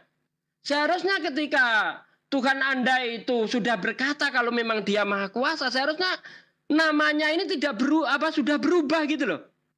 Ketika disebut Israel, seharusnya dia dipanggil Israel, siapapun memanggil Israel. Tapi justru Tuhan sendiri yang merubahnya. Kemudian mengenai terang ya, tidak ada sumber penerang sebelum hari keempat. Coba Anda baca. Ya, Allah menciptakan benda penerang itu hari keempat. Sebelumnya tidak ada. Maka pertanyaannya, sumber terang itu dari mana? Karena di dunia ini berlaku yang namanya hukum aksi reaksi. Tidak mungkin terlepas dari itu semuanya. Habis waktuku. Lanjut. Ya, waktu habis. Oke. Bismillahirrahmanirrahim. Sebenarnya pertanyaan saya justru yang nggak dijawab, bro. Pertanyaan kamu kan masalah surah Al-Hajj kaitannya dengan surah An-Najm. Nah, itu kan penjelasan tentang ayat goronik. Makanya saya menjelaskan ayat goronik, bro. Justru pertanyaan saya yang tidak dijawab dari tadi oleh Bro Tom dan Bro Herdi. Bible itu kan tulisan orang. Ditulis kira-kira 70 tahun setelah Yesus meninggal. Murid Yesus yang pertama kali menulis Bible itu namanya Markus. Ya. Markus itu baru menulis 70 tahun setelah Yesus meninggal. Berarti semua maha kuasanya Tuhan di dalam Bible itu hanya katanya. Berarti hanya katanya semua, bro. Karena itu adalah tulisannya Markus, Lukas, Yohanes, apalagi surat Paulus. Itu kan katanya semua, katanya Yesus Tuhan. Katanya kekuatannya begini, katanya menciptakan pada hari ketiga. Itu kan katanya semua. Gimana jawab itu, bro? Karena kamu tidak mau katanya. Ya, kamu tadi bilang tidak mau yang katanya. Bible Anda itu katanya semua, bro. Tulisan orang itu, jawab itu. Nah, kemudian masalah surah Al-Had dan surah An-Najm. Lalu Bro Herdi mengkaitkan tentang urutan surat. Nah, ini sudah gabrul ya. Karena surah Al-Alaq di awal-awal ya, Iqra bismi rabbikal ladzi khalaq. Itu loh, kok kabur? Itu turun pertama tapi ada di belakang, bro. Tidak bisa diurut-urutkan Al-Hajj seperti itu. Al-Hajj kemudian An-Najm, tidak bisa. Kalau kita melihat sejarah ya dari para sejarawan, nah hijrahnya kaum muslim ke Mekah, ya Mekah ke Habasyah, dari Mekah ke Habasyah terjadi pada bulan Rajab dan kembali ke Mekah pada bulan Syawal. Sedangkan surah An-Najm itu turun pada bulan Ramadan.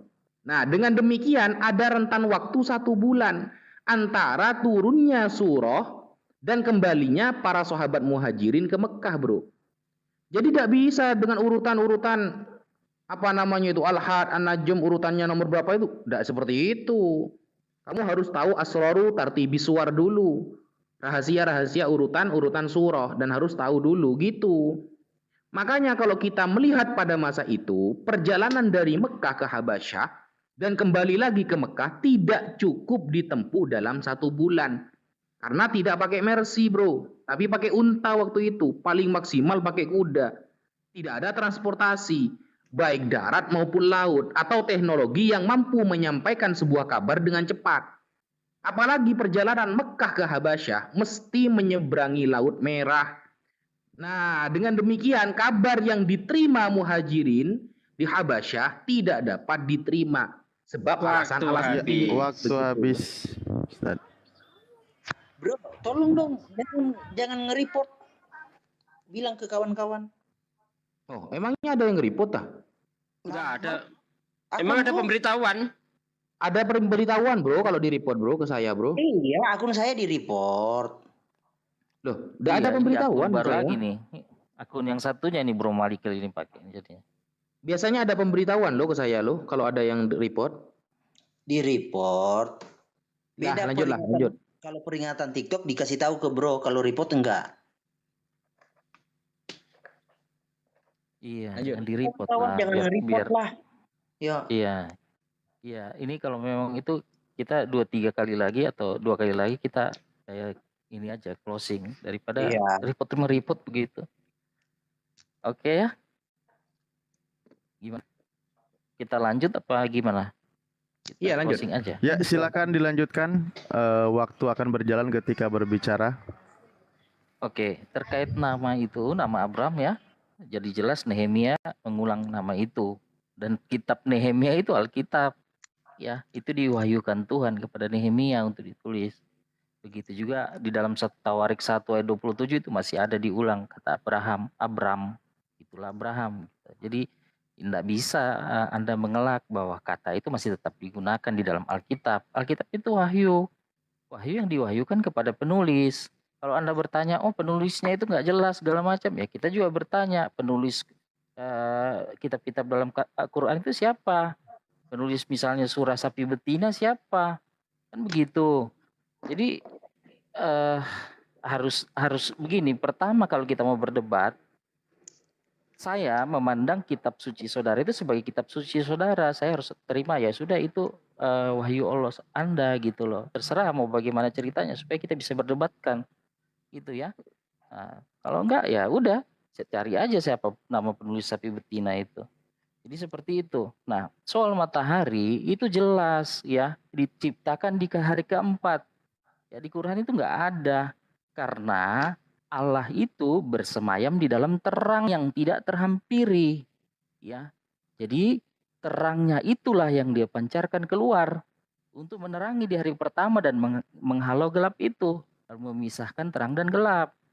Begitu ceritanya bro. Kalau enggak, Allah itu gelap-gelapan dong sebelum mencipta. Gitu ya. Jadi jelas ya Alkitab itu sangat spesifik dan detail. Ya. Nah, ketika bukti Musa membela laut itu mudah. Israel itu ada dan data bahwa Israel pernah diperbudak di Mesir itu jelas. Bagaimana 2 juta orang itu bisa menyeberang dari Mesir sampai kepada tanah Kanaan. Dia lewat 2 penyeberangan, ya. Laut Merah dibelah, Sungai Yordan dibelah. Ya, itu jelas sekali. Ya, apa gunanya Yesus mengubah air menjadi anggur? Waktu itu orang di pesta kehabisan anggur, dia rubah air menjadi anggur. Jangan berpikir anggur itu seperti anggur miras yang dijual di Indonesia, bro. Itu anggur di sana itu anggur perasan yang murni gitu loh. Jadi seperti jus anggur itulah yang diminum saat pesta itu, makanya yang terbaik dihidangkan di waktu pertama. Nanti kalau udah mulai habis yang stok-stok yang nggak bagus itu, yang sudah mulai ada ragi-raginya itu yang dihidangkan. Tetapi hari itu dari awal sampai akhir anggur yang terbaik dihidangkan. Kenapa? Karena ketika air anggur sudah habis, Tuhan membuat air menjadi anggur dan itu lebih baik dari anggur yang biasa mereka minum. Nah, itu jelas, itu mujizat. Mujizat itu ada gunanya untuk menolong umatnya, bukan untuk pegangan. Dan aneh sekali Nabi Soleh dikasih unta keluar dari batu, tapi Nabi Muhammad Ya, apa waktu mujizat habis. apa yang terjadi? Ya. Nah, waktu Selanjutnya. penciptaan, Cek. Bro Malikil saya boleh Halo. ambil waktunya dikit? Pak, lanjut.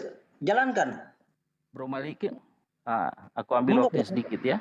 Jadi waktu penciptaan kalau di dalam Quran ada kapal yang berlayar di tengah lautan. Itu kan satu hal yang luar biasa ya untuk menunjukkan kemahakuasaan Allah. Ketika penciptaan ada kapal yang melintasi lautan gitu. Ini satu kemahakuasaan sih yang luar biasa. Kusta teriak najis, apa gunanya? Bro, itu sudah dijelaskan di dalam Alkitab Perjanjian Lama. Orang kusta itu dia harus ngomong begitu supaya orang yang belum terkena penyakit kusta atau orang yang bersih sehat itu bisa menghindari jalan yang dia lalui, bisa mengenali, karena zaman dulu itu kusta nggak ada obatnya. Kalau tersentuh orang atau kena bekas-bekas orang bisa menular. Jadi itu gunanya dia harus teriak najis gitu loh. Semua itu ada gunanya ya. Oke, lanjut Bro Malikil. Oke, thank you bro. Jadi kawanku Wafi kayaknya nggak ngerti apa yang saya maksudkan, ya. Jadi ini tentang perkataan Allah. Allah mampu nggak merealisasikan perkataannya bahwa dia akan menjaga Quran? Itu yang ditanya. Nah, kalau mampu, mengapa setan mampu berfirman di dalam Quran? Itu yang menjadi poin. Setannya mampu berfirman di dalam Quran sehingga dihapus oleh Allah. Artinya bobol pertahanan Allah itu maksudnya. Lalu Allah berfirman, ini kita menguji perkataan kuasa perkataan Allah. Allah berkata cukuplah dia yang menjaga semua hamba-hambanya dari iblis. Ternyata Allah mampu, iblis mampu menyihir Muhammad selama 6 bulan. Di dalam tafsir Ibnu Katsir, ya, tafsir surah Al-Falaq ayat 4. Lalu tadi Sugi bawa tentang anggur. Kamu nggak tahu Quranmu? Anggur dan kurma itu adalah suatu rezeki yang baik dalam Quran. Jadi di sini bro, kita berbicara tentang kuasa Allah, perkataannya itu ya dan amin atau tidak, atau hanya ngeprank Muhammad. Nah, lalu di dalam Al-Jin, Allah berkata dia akan menjaga Muhammad, di depan dan di belakang ada malaikat. Tiba-tiba pada saat perang Uhud, ya pendekar Quraisy menghantam Muhammad, giginya rontok dua. Itu tidak terrealisasi. Jadi kalau untuk menjaga Quran saja tidak mampu, menjaga Muhammad tidak mampu, bagaimana umat muslim bisa berhayal Allah mampu menyelamatkan kalian? Menjaga Quran saja tidak mampu, menjaga Muhammad saja tidak mampu, bagaimana kalian bisa berhayal Allah mampu menjaga kalian? Itu tolong dijawab. Lalu tentang Allah yang bertanya kepada neraka, apakah kamu sudah penuh? Ya kan? Dijawab dong, apa di situ nilai pengajarannya? Lalu Allah heran, itu apa nilai pengajarannya di sini nih? Wahai anak Adam, aku heran. 8 kali di sini Allah heran.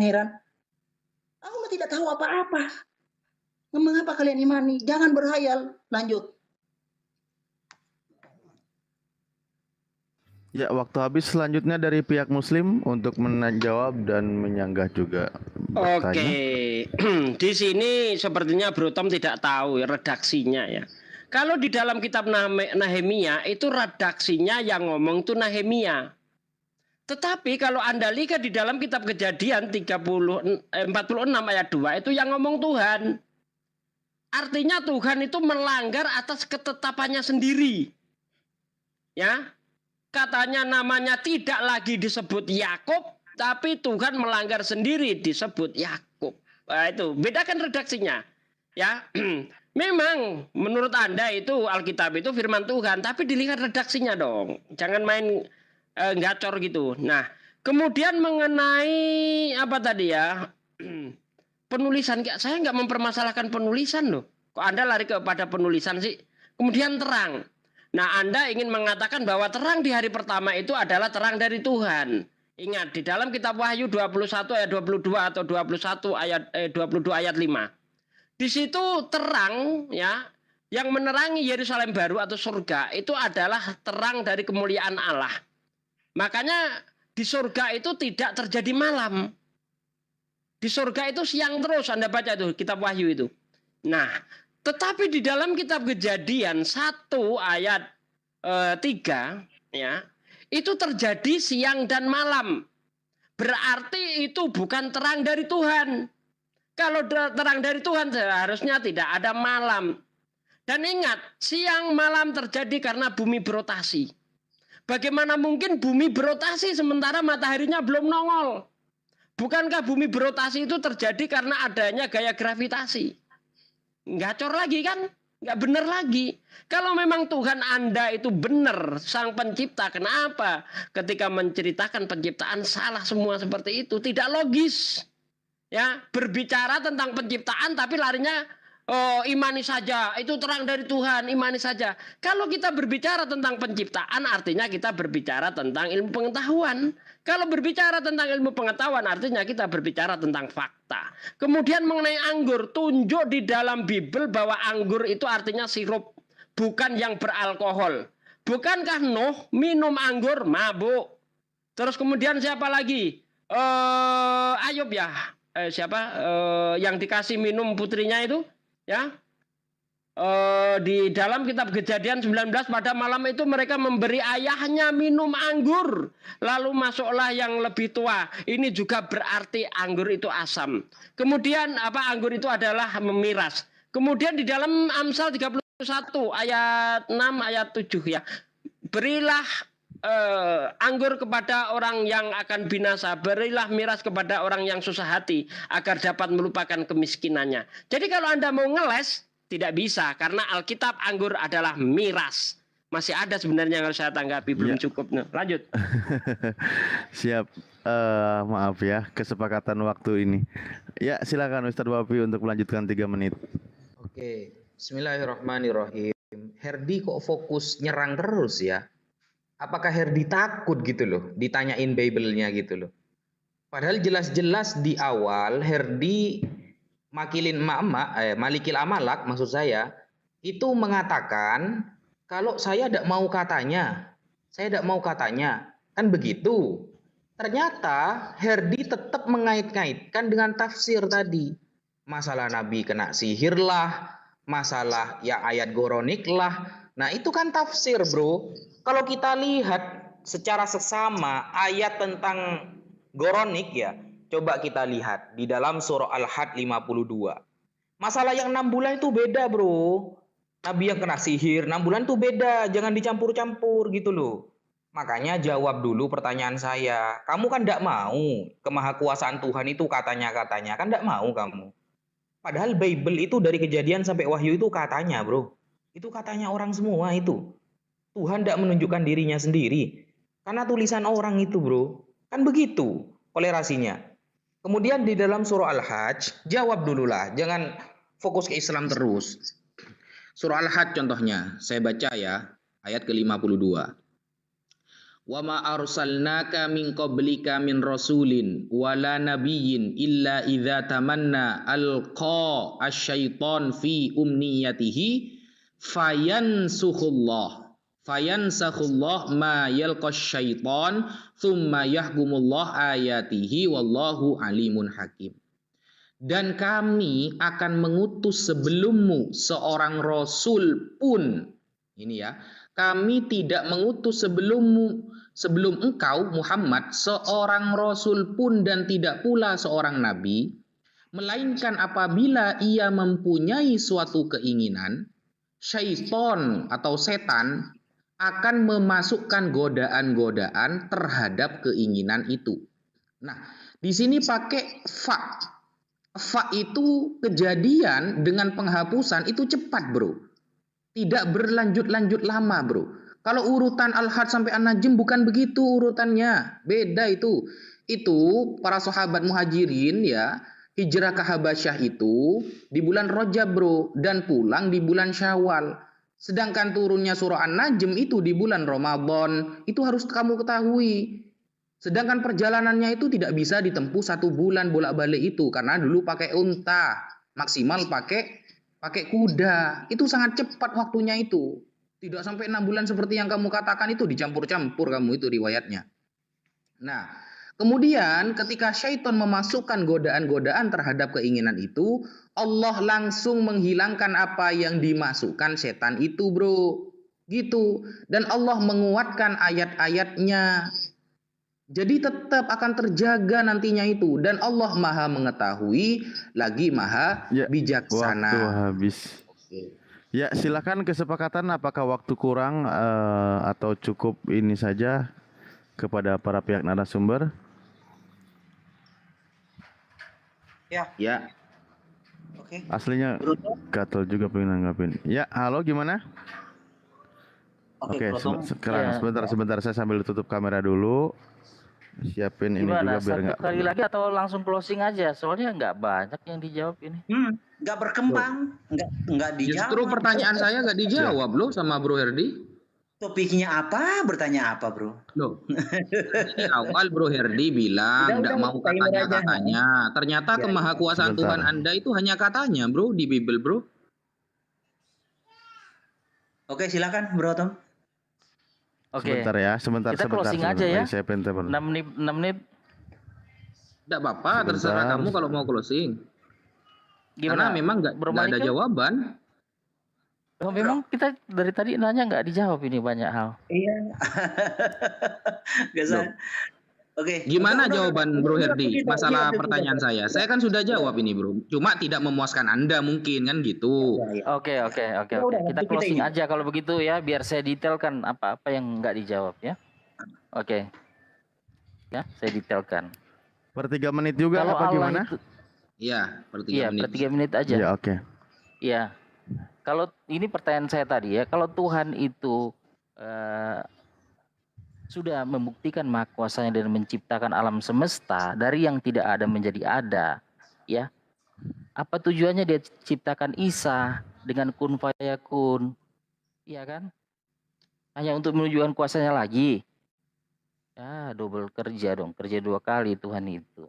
Itu kalian tidak bisa jawab dari tadi. Ya. Terus konsep mati dan hidup, ternyata ada 5 konsep di dalam Islam. Itu bagaimana ketika Bro Wafi bilang manusia itu diciptakan hanya dalam kefanaan, memang dia akan mati.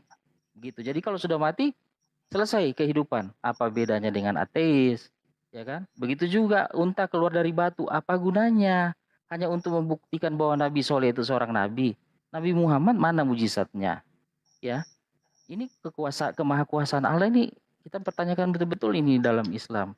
Soal matahari di hari keempat, itu kan jelas. Kalau hari keempat, ya kalian berpikir hanya dari matahari terang itu, berarti apakah Allah itu gelap-gelapan dari sejak awal? Gitu. Kalau dalam Alkitab jelas bahwa Allah itu bersemayam dalam terang. Makanya dibaca tadi kan Wahyu kan, nggak perlu ada matahari lagi. Karena memang Allah itu bersemayam dalam terang, dia bukan gelap-gelapan. Ya, bukti Musa membela laut itu jelas. Udah, kami jawab semua. Ya, kalau soal Nehemia itu Nehemia menulis bukan hasil pikirannya sendiri, tetapi wahyu Tuhan kepada dia. Itu makanya dia nabi. Jadi apa yang diwahyukan Tuhan dia tulis. Karena nabi di dalam tradisi Alkitab itu semua bisa menulis. Tidak ada nabi di tradisi Alkitab tidak bisa menulis, tidak bisa membaca. Itu nggak bisa jadi nabi. Ya, berpendidikan atau membaca. Karena nabi-nabi itu tidak hanya kerja di luar, tapi dia bahkan jadi penasehat raja. Ya, jadi jangan heran gitu. Bagaimana yang tentang kapal berlayar di tengah laut pada saat penciptaan? Ini kan jelas ini.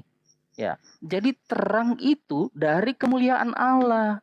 Jadi Allah itu bersemayam di dalam terang yang tidak terhampiri. Makanya di dalam kitab Kejadian itu dijelaskan wa yehior. Jadi terang itu sudah ada. Yehi itu jadi dia kata yehi itu berarti diungkapkan keluar oleh Allah sendiri karena dia bersemayam di dalam terang yang tak terhampiri. Begitu dia Allah itu kalau dalam kepercayaan Kristen tidak gelap-gelapan. Dia tidak bersemayam di dalam gelap dari sejak awal. Seperti itu. Nah, sebenarnya kalau Bro Sugi menjelaskan seperti itu, apa bedanya dengan kepercayaan Mesir? Kepercayaan Mesir itu bahwa memang matahari itulah sumber terang satu-satunya, makanya disembah. Bukan Ya, Tuhan. waktu habis. Oke. Lanjut Bro Malikil. Oke. Mengapa tentang Lukas Markus itu tidak dijawab? Karena pertanyaannya tidak sesuai tema, tidak sesuai topik, ketuhanan topiknya. Ya, jadi tentang tadi ya ditanya Muhammad itu disihir itu lari kepada saya bawa kutip Ibnu Katsir itu katanya ke oke saya bawa Bukhari aja Bukhari 5323 nih Muhammad sihir pernah jadi apa mau saya benturkan dengan yang ini. Nah, Allah berfirman sesungguhnya tidak ada kekuasaan bagimu iblis atas hamba-hambaku. Cukuplah Tuhanmu sebagai penjaga. Jebol pertahanannya. Jadi tidak ada kuasa, bro. Perkataan Allah nggak ada kuasa.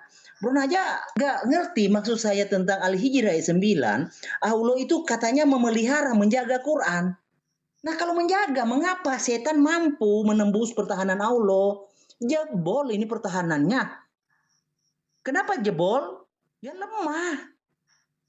Ini buktinya Allah menghapus apa yang dimasukkan setan. Jadi ada keberhasilan setan atas pertahanan Allah. Ya. Lalu ada keberhasilan iblis atas apa yang Allah nyatakan menjaga Muhammad. Iblis berhasil menyihir Muhammad mau berapa hari pun pokoknya poinnya berhasil. Lalu di dalam surah Al-Jin Allah katanya menjaga Muhammad. Allah menjaga Muhammad. Di depan di belakang ada malaikat penjaga. Buktinya ya pertahanan Allah rontok. Nabi menderita gigi rontok 2. Gigi Muhammad rontok, gigi rontok gigi. Artinya pertahanannya lemah, bro, jebol. Itu yang kita mau buktikan bahwa Allah itu tidak ada kuasanya. Karena Perkataan Allah itu ibarat perkataan manusia, nggak ada nilainya. Masih mending perkataan big boss, punya kuasa ketika dia berkata kepada bawahan. Allah nggak ada sama sekali kuasanya atas perkataan dia. Lalu kalau Allah tidak bisa menjaga Quran, tidak bisa menjaga Muhammad, ngapain kalian masih berhayal? Berhayal Allah bisa menyelamatkan kalian, itu hayalan. Ya kan? Gak perlu berhayal. Menjaga Muhammad saja seorang diri semata wayang Muhammad dijaga tidak mampu, apalagi menjaga umat Islam miliaran ini. Itu berhayal, jangan terlalu jauh berhayal. Menjaga Muhammad saja tidak mampu, apalagi menjaga umat Islam. Dengan miliaran orang, menjaga Quran saja buku yang satu kitab itu tidak mampu, apalagi menjaga miliaran umat Islam. Iya kan? 10 detik, saya lupa satu lagi yang belum dijelaskan. Tuhan negeri Mekah dan Tuhan Israel. Ya kan, ada 2 itu disebutkan dalam Al-Quran. Saya udah tanya dari tadi, yang mana yang kalian pilih? Sama atau dibedain? Nah, Tuhan negeri Israel aja yang nampak. Tuhan negeri Mekah mana menunjukkan mujizatnya? Oke. Waktu habis. Selanjutnya, ini tadi kan closing statement ya? Ya, dari pihak Muslim. Silakan, masing-masing waktu berjalan. Oke, tadi saya bawa kitab Imamat 1345 yang saya tanyakan itu apa manfaatnya untuk orang yang sakit. Nggak terjawab. Melainkan hanya untuk orang-orang supaya tidak terkena sakit. Padahal yang jadi korban di situ, yang dipermalukan di situ adalah orang yang sakit itu. Orang yang terkena sakit kusta harus berpakaian cabik-cabik, rambut terurai ke depan, lalu berteriak najis-najis. Orang sakit kusta bukannya dirawat, justru diperlakukan seperti orang gila. Ini apa manfaatnya? Nggak bisa terjawab. Kemudian mengenai Nabi Isa. Nabi Isa itu jelas-jelas saya katakan untuk menunjukkan bukti bahwa Allah Maha Kuasa. Walaupun sudah ditunjukkan bahwa itu bentuk kekuasaan Allah, tapi oleh orang-orang yang kurang akal Nabi Isa ini disembah. Nah ini dia fakta bahwa Nabi Isa diciptakan itu untuk menguji iman. Ya, apakah kamu mau menyembah ciptaan atau menyembah sang kuasa? Kemudian mengenai kuasa Nabi Muhammad, salah satu kuasa Nabi Muhammad ia mampu mempermalukan Tuhannya Kristen. Di mana Nabi Muhammad ketika dapat wahyu yang pertama dia menjelaskan dengan jelas bagaimana penciptaan manusia di dalam rahim, yaitu seperti lintah. Khalaqal insana min alaq, dari kata alaqah yang artinya adalah lintah. Sementara menurut Tuhannya Kristen, manusia diciptakan dalam rahim seperti susu dicurahkan dan dikentalkan seperti keju. Ayub 10 ayat 10. Sejak kapan manusia diciptakan di dalam rahim seperti sabun batangan? Ini juga jelas salah. Kemudian mengenai terang. Ya, terang itu Allah itu sendiri. Kalau terang itu Allah sendiri, berarti Tuhanmu ciptaan. Karena di situ sangat jelas dikatakan, berfirmanlah Allah, jadilah terang. Nah, kalau terang itu Allah itu sendiri, berarti berfirmanlah Allah, jadilah Allah. Kan begitu. Seharusnya Anda berbicara tentang penciptaan Tuhan, bukan kembali kepada Tuhan itu sendiri. Ya, tidak ada bukti bahwa dunia ini pernah disinari, bumi ya khususnya disinari oleh sinar yang lain kecuali matahari. Nah, di sini bentuk kesalahan sudah terjadi siang dan malam, tetapi bumi mataharinya belum nongol. Bagaimana bisa terjadi itu? Bukankah siang dan malam terjadi karena bumi berotasi? Bumi berotasi itu diperlukan yang namanya gaya gravitasi, gaya tarik menarik. Kemudian mengenai kapal di laut. Nah, ini Anda mencampur aduk. Padahal ayat itu berbicara tentang fungsinya laut itu apa? Nah, di situ yang dia tidak ketahui, saudaraku sekalian. Kemudian bentuk kemahatauan Tuhan, untuk apa Tuhan seperti ini disembah? Di dalam kitab Kejadian 18 ayat 21 dari 20. Sudah itu firmanlah Tuhan, sesungguhnya banyak keluh kesah orang tentang Sodom dan Gomora, sesungguhnya sangat berat dosanya. Baiklah aku turun untuk melihat apakah benar mereka telah berlaku seperti keluh kesah orang yang telah sampai kepadaku. Ya, atau tidak aku hendak mengetahuinya. Nah ini Tuhan kok tidak maha tahu, sehingga dia turun sendiri melihat bagaimana keadaan Sodom. Nah ini Tuhan tidak tahu. Bahkan ketika Adam ngumpet, Tuhan juga tidak tahu. Sehingga bertanya, hai Adam, di manakah engkau? Tuhan kayak gini kok disembah, maha tahu aja enggak? Ya, terima kasih. Waktu habis. Selanjutnya, Ustaz Wafi silakan 3 menit. Oke, bismillahirrahmanirrahim. Bro Herdi bilang tidak menjawab pertanyaan saya karena tidak sesuai dengan tema. Padahal dia sendiri yang mengatakan di awal, dia ingin tahu kemahakuasaan Allah Ta'ala, tapi bukan katanya orang, katanya dia. Harus menunjukkan diri, harus tahu dari dirinya sendiri, kan begitu. Kemudian setelah saya counter kalimat dia dengan mengatakan bahwa Bible itu dari awal sampai akhir adalah tulisan orang, dan Herdi tahu kalau Tuhan itu maha kuasa gara-gara tulisan di Bible, berarti kemahakuasaan Tuhan di dalam kekristenan hanya katanya orang. Karena taunya dari Bible, dan Bible tulisan orang, bukan kata Yesus sendiri, bukan kata Yehova sendiri, kan begitu. Ternyata tidak bisa jawab gitu loh. Tidak bisa jawab dia. Dia cuma bilang itu tidak sesuai dengan tema katanya. Padahal yang menarasikan di pertama itu dia loh. Gitu loh. Kemudian masalah penjagaan Allah itu jebol. Dia menggunakan ayat dalam surah Al-Ahzab ayat 3. Wa tawakkal 'alallah wa kafa billahi wakila. Bertawakallah, pasrahlah kepada Allah, cukup Allah yang akan menjaga Nabi Muhammad sallallahu alaihi wasallam. Nah, ini kan harus dilihat ayat ini asbabun nuzulnya apa? Sebab-sebab turunnya itu apa? Ini ternyata turunnya kepada Bani Thaqif yang mana ingin mencelakai Nabi Muhammad sallallahu alaihi wasallam. Dan saat itu ada kelompok togut, orang-orang yang di luar Islam. Lalu mereka itu juga menyembah berhala. Nah, ketika orang-orang kafir Quraisy ini tahu tempat Nabi Muhammad, ingin mencelakai Nabi Muhammad dan Allah menjaga dari hal itu. Itu maksud ayat itu, bro. Jangan diumumkan kemana-mana. Katanya sampean pernah baca asbabun nuzul. Ini kok udah dibaca asbabun nuzulnya, kan ruwet gitu loh. Dikait-kaitkan dengan Nabi katanya pernah kena sihir 6 bulan. Nah, Rasulullah itu punya sifat yang namanya sifat jaiz. Jaiz adalah seorang Rasul bisa terjadi sesuatu pada dirinya sebagaimana manusia biasa terjadi. Cuma bedanya akan ada pertolongan dari Allah, akan ada wahyu dari Allah melalui malaikat Jibril nantinya. Begitu bedanya. Itu penjagaan Allah. Masalah surah Al-Ahzab tadi itu lihat dulu asbabun nuzul, kenapa ayat itu turun. Lalu dicampur adukkan dengan Allah menjaga Al-Quran. Jadi Herdi ini menabrak-nabrakkan ya. Padahal antara satu ayat dengan hadis yang dia bawa itu gak nyambung. Babnya lain, tapi ditabrak-tabrakkan, berusaha dikait-kaitkan. Nah, masalah penjagaan Allah kan sudah saya jelaskan tadi bahwa itu terjadinya di bulan Rajab saat Muhajirin ke Madinah, pulang dari Madinah itu bulan Syawal, dan surah An-Najm turun bulan Ramadan. Sekian. Oke. Udah selesai? Oke. Kita sudah di akhir sesi pertama ini ya. Sudah berakhir. Selanjutnya baik. Udah mau disampaikan bro, mungkin dua, atau saya lanjut? Saya robo. Oke. Udah Ya, nanti besok lagi kita sambung ya. Udah pagi Iya. juga ini. Bro, saya sebenarnya gatel juga Ustadz ingin nanggapin juga dari tadi. Lanjut Ustadz. Iya, besok lagi kita sambung, Bro. Kita kan bisa Bro Herdi. Ini aja. Gini. Enggak. Besok masuk ke room saya. Sebentar. Saya jamin nggak ada yang di report. Yo. Gini bro, gini.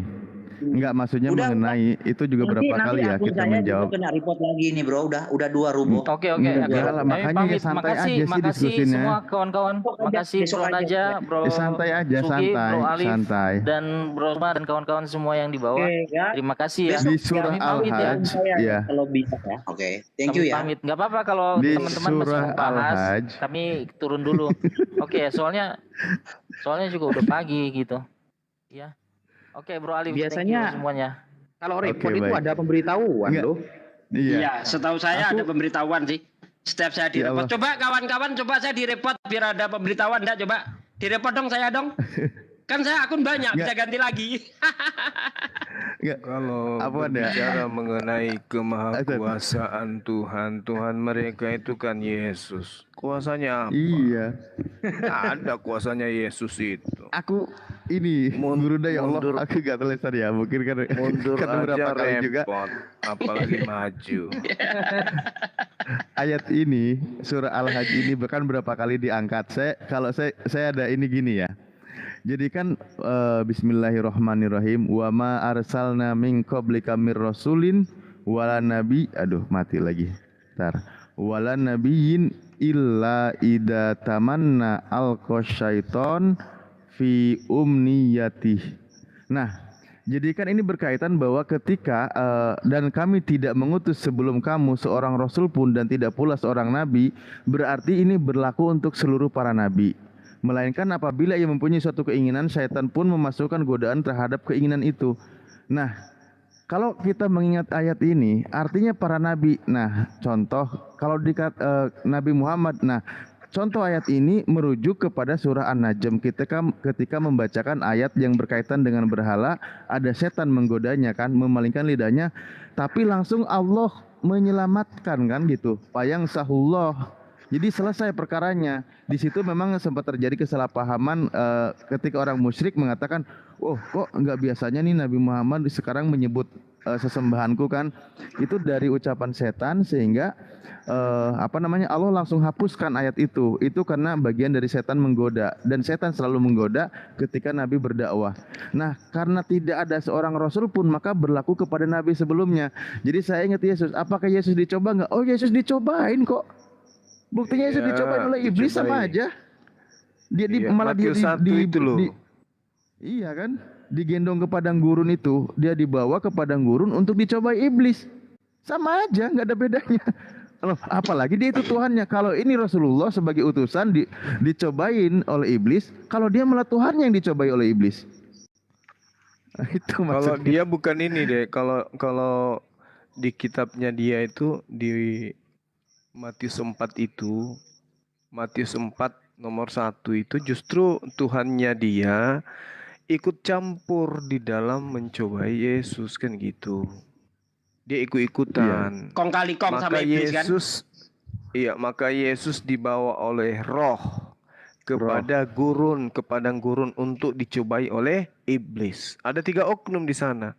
Yesus, roh, dan iblis. Jadi kerjasama. Sementara Al-Quranul Karim yang tadi itu kan sudah sangat jelas. Tinggal dilanjutkan aja dalilnya.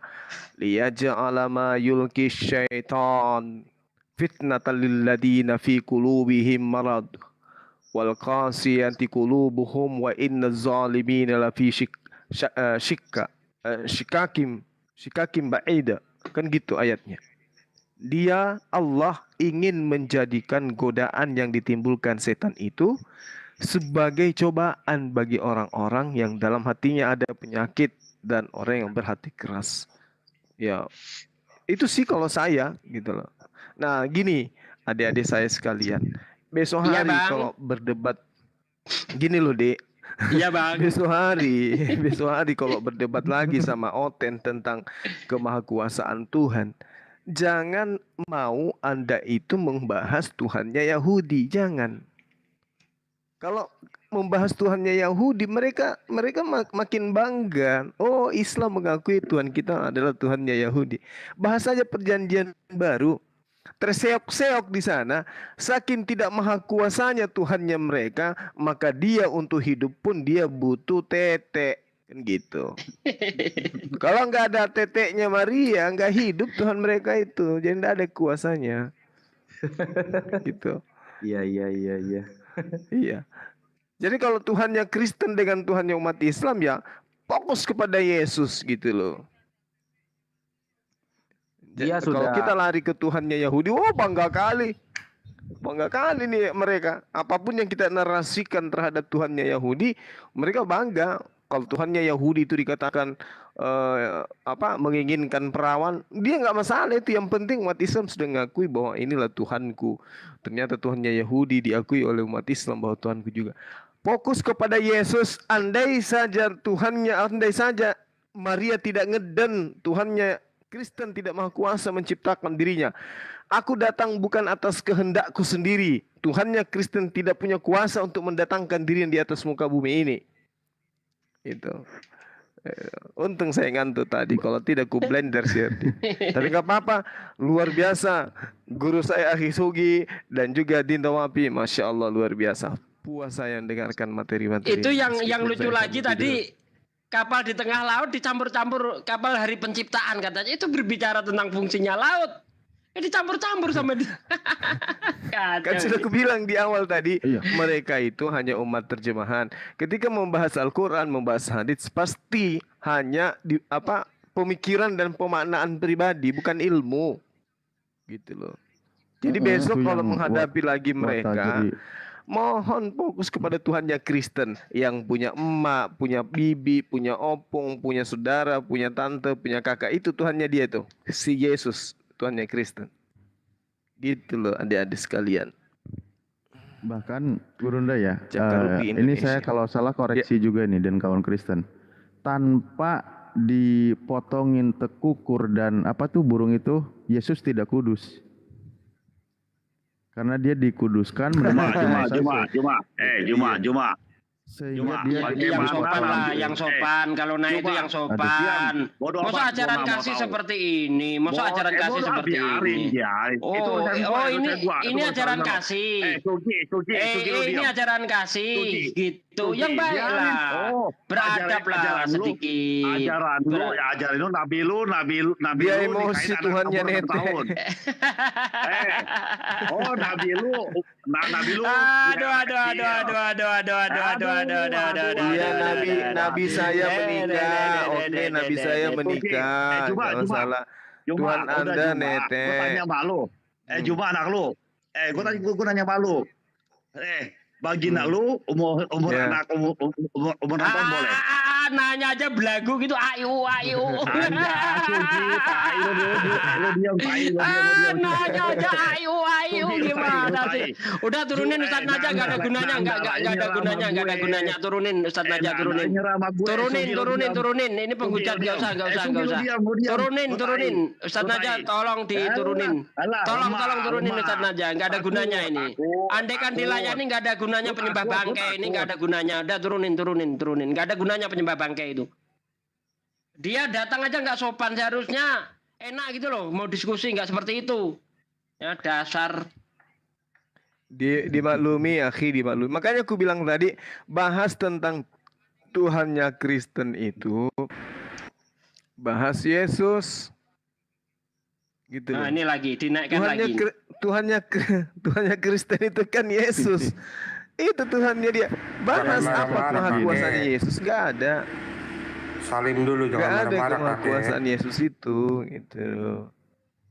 Kemahakuasaan Yesus itu nggak ada. Yang dia kuasai cuman ini teteknya ibunya. Ya yang lebih Lainnya nggak ada berkuasa. kekuasaan. Kakek-kakek umur 53 tahun menikahi anak umur 6 tahun. Itu Ya lebih dikuasai parah namanya. lagi. Bunda Tuhanmu Itu umur 12 dikuasai tahun setan dioho-oho sama itu. kakek-kakek umur 90 Mengerikan tahun. itu. Gimana itu? Gimana tuh, ha? Apa enggak lebih parah lagi Tuhanmu mengadakan adegan prot-prot di tempat umum itu gimana itu? Aduh. Ini Tuhan kok mau mengadakan adegan prot-prot nih gimana? Tidak baik itu, tidak baik. Itu gimana ceritanya itu, Bung? Ada Tuhan doyan netek ke manusia gitu, gimana itu ceritanya? Yang besar itu ketika anak umur 6 tahun masih Bung, bermain gimana boneka. ceritanya itu ada Tuhan Luar doyan biasa netek itu itu. kenapa? Hah? Bung, kenapa ada Tuhan doyan netek itu yang saya ingin tahu. Begitu aja bingung gimana kakek-kakek umur 53 Iya, tahun namanya gitu yang namanya Tuhan itu kan nggak butuh yang namanya itu gitu. bahaya itu, apalagi mereka Kalau- sama balita kan bahaya. Kalau itu manusiawi, kalau itu manusiawi itu. Nah sekarang kalau Tuhan yang doyan netek itu gimana ceritanya, Bung? Yang lucu lagi gini, yang lucu lagi Bunda Tuhannya itu diprot-prot kakek Yusuf umur 12 tahun, sementara kakek Yusuf umurnya 90 tahun, apakah lebih ngeri itu? Kakek-kakek umur 90 tahun prot-prot Bunda Tuhanmu yang umurnya 12, gimana itu? Coba gimana itu? Ayo. Apa nggak lebih parah itu? Tuhanmu aja dulu, Bung. Tuhanmu itu Coba. apa Tuhannya? Iya, Bunda Tuhanmu. Bunda Tuhanmu diprot-prot kakek Yusuf yang umurnya 90 tahun tuh gimana coba? Gimana itu? Bunda Marianya umur berapa? Saya nyebutnya diprot-prot atau enggak? Itu kan dinikahi atas dasar Saya bertanya serius loh, bertanyanya serius loh, serius saya bertanya. Dasarnya itu Kok aja ada Tuhan santai. kemudian gitu ya? Tuhan kok Daripada nenek Tuhan yang gitu nggak ada gimana lebih bingung ceritanya, lagi. Bung? Kalau Tuhan yang nggak ada buat apa? Iya, maksudnya Tuhan itu nggak apa-apa kalau Anda mengatakan bahwa Tuhan kami nggak ada daripada ada tapi netek, gimana itu? Daripada udah Jangan aki-aki di-mute, nepes jangan sama di-mute. balita itu lebih bahaya. Ya itu Apa kan bukan ajaran Tuhan, begitu? itu bukan Tuhan. Ajaran apa begitu? Enggak, yang saya tanya Masa ini Tuhan serius memberikan loh. teladan Ini seperti serius itu? loh saya nanya. Apakah itu Kok teladan Anda yang baik? menuhankan oknum yang nenen gitu? Astagfirullahaladzim. Gimana ceritanya tuh? Itu anak 9 Itu gimana tahun ceritanya Tuhan Anda diprot-prot, nenen? meledak. Enggak, bukan itu masalahnya. Ini Iya, Tuhanmu itu bisa nenen itu gimana meledak. ceritanya, Bang? Tidak baik untuk Meledak kesehatan jiwa kepalanya itu. nenen gitu. Iya, umur Oh, 9 jadi tahun. yang bagus itu Tuhan kayak Germo, Umur ngambil 9 istri tahun, orang untuk diprot-prot di nenen tempat bagaimana? umum.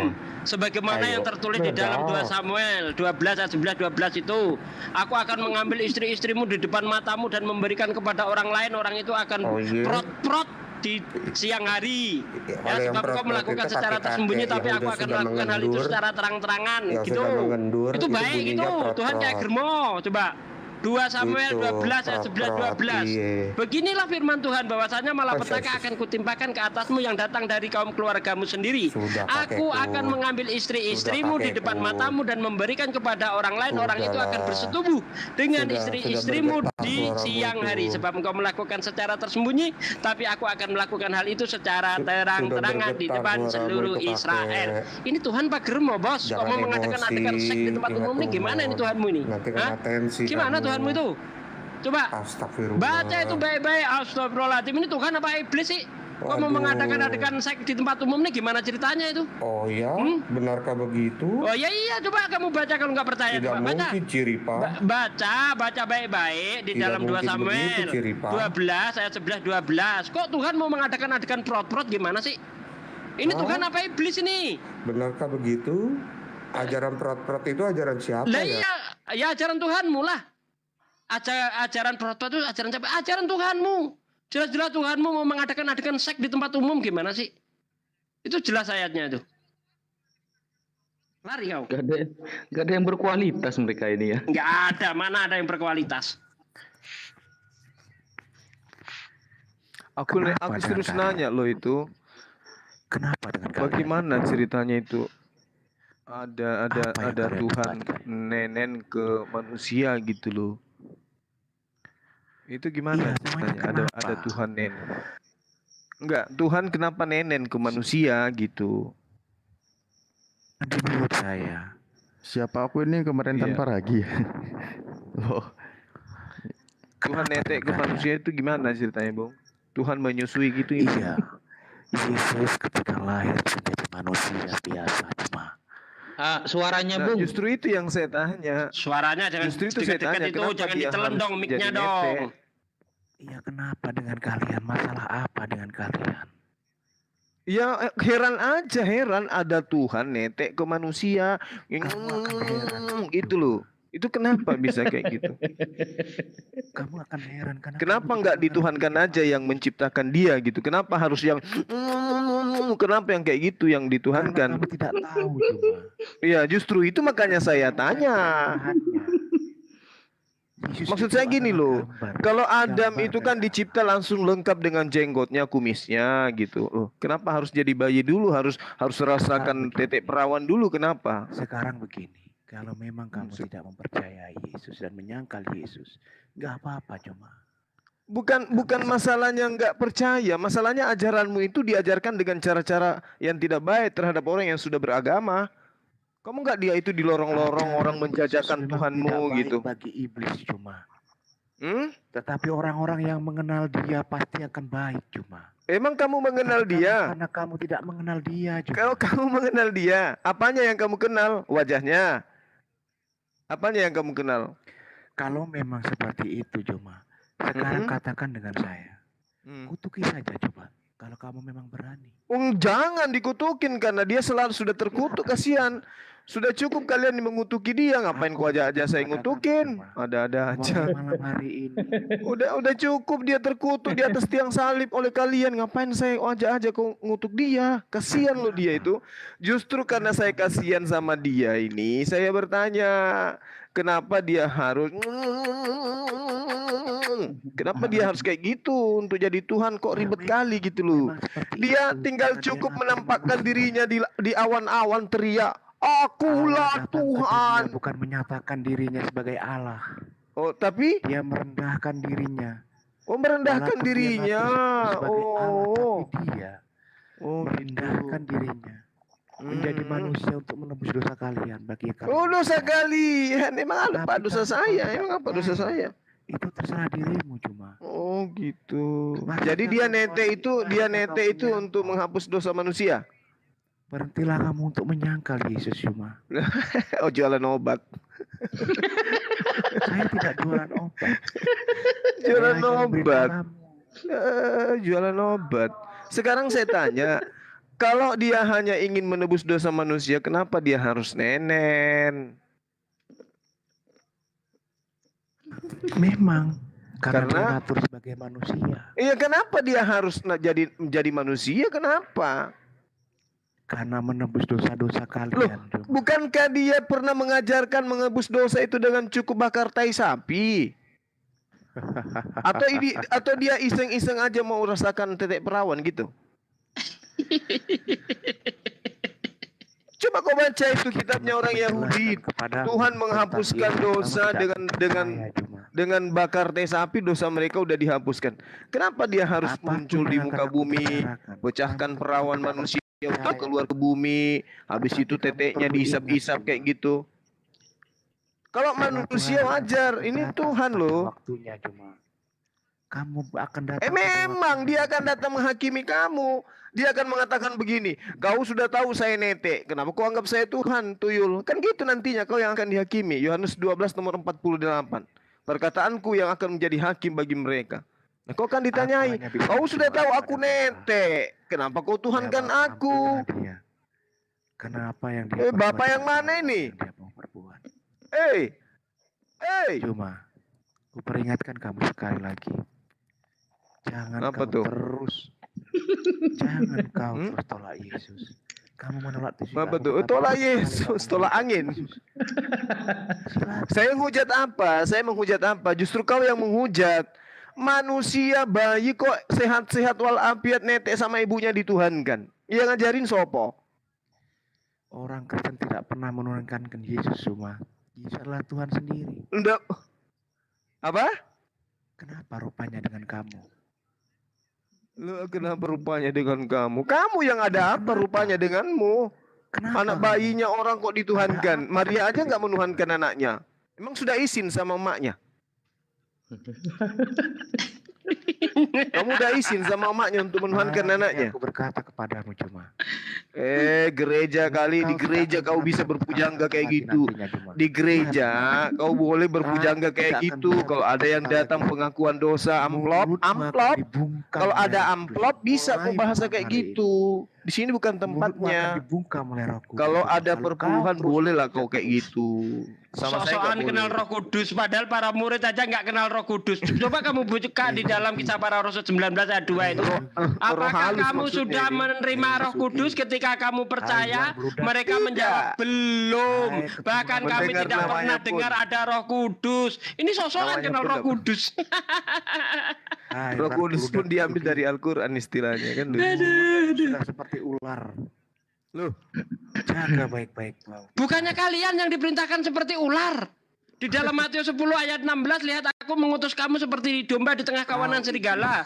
Berbuatlah cerdik seperti ular, tulus seperti merpati. Ular itu kan simbol iblis di dalam Bible kan? Anda baca di dalam kitab Kejadian dan kitab Wahyu. Kok Anda diperintahkan seperti iblis ini gimana sih? Kok Anda diperintahkan jadi iblis ini gimana ceritanya nih?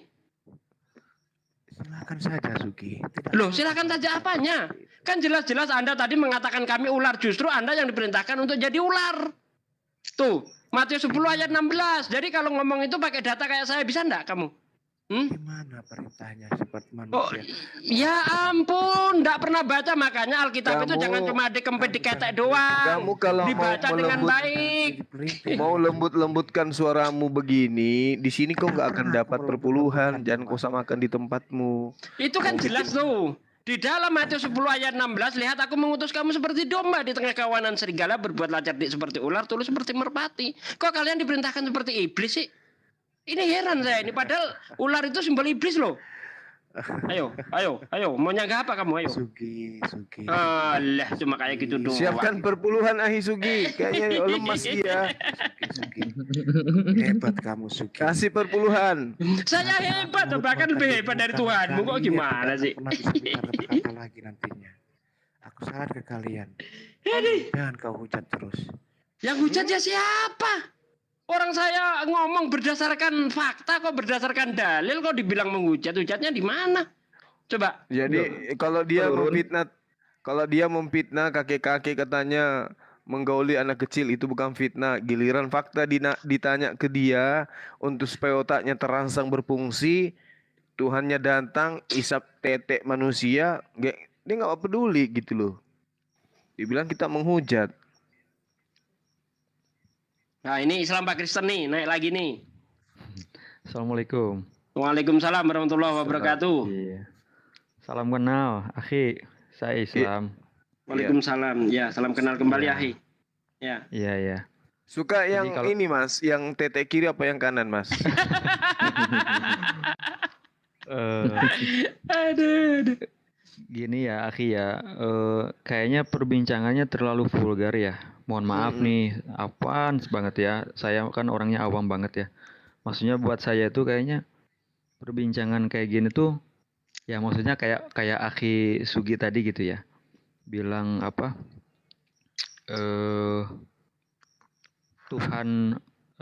Tuhan yang apa bersetubuh di ini, mohon maaf nih. Bukan Tuhan yang bersetubuh, Bang. Jangan salah. Oh, gimana? Tuhan mau mengadakan adegan seks di tempat umum. Nah, itu memang tertulis, Bang. Itu di situ ditulis bersetubuh, Bang. Aku akan memberikan ke istri-istrimu kepada orang lain dan orang itu akan bersetubuh. Gitu. Kalau yang terbaca, Bang. Yang terjemahan baru ditulis tidur. Tapi kalau terjemahan lama seperti di AYT atau terjemahan lama tertulis bersetubuh, Bang. Tapi begini loh. Enggak begini.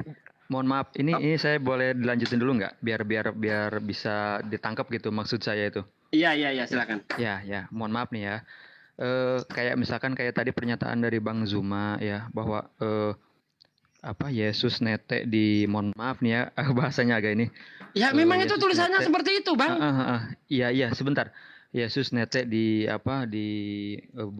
Bunda Maria gitu ya.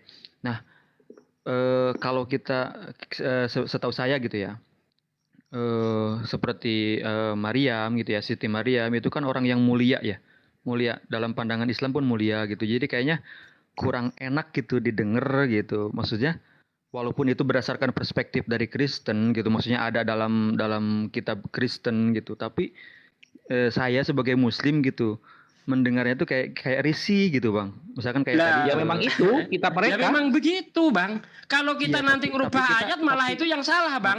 Iya, tapi gimana kita coba ngelihatnya dari perspektif Islam. Nggak bisa. Ya.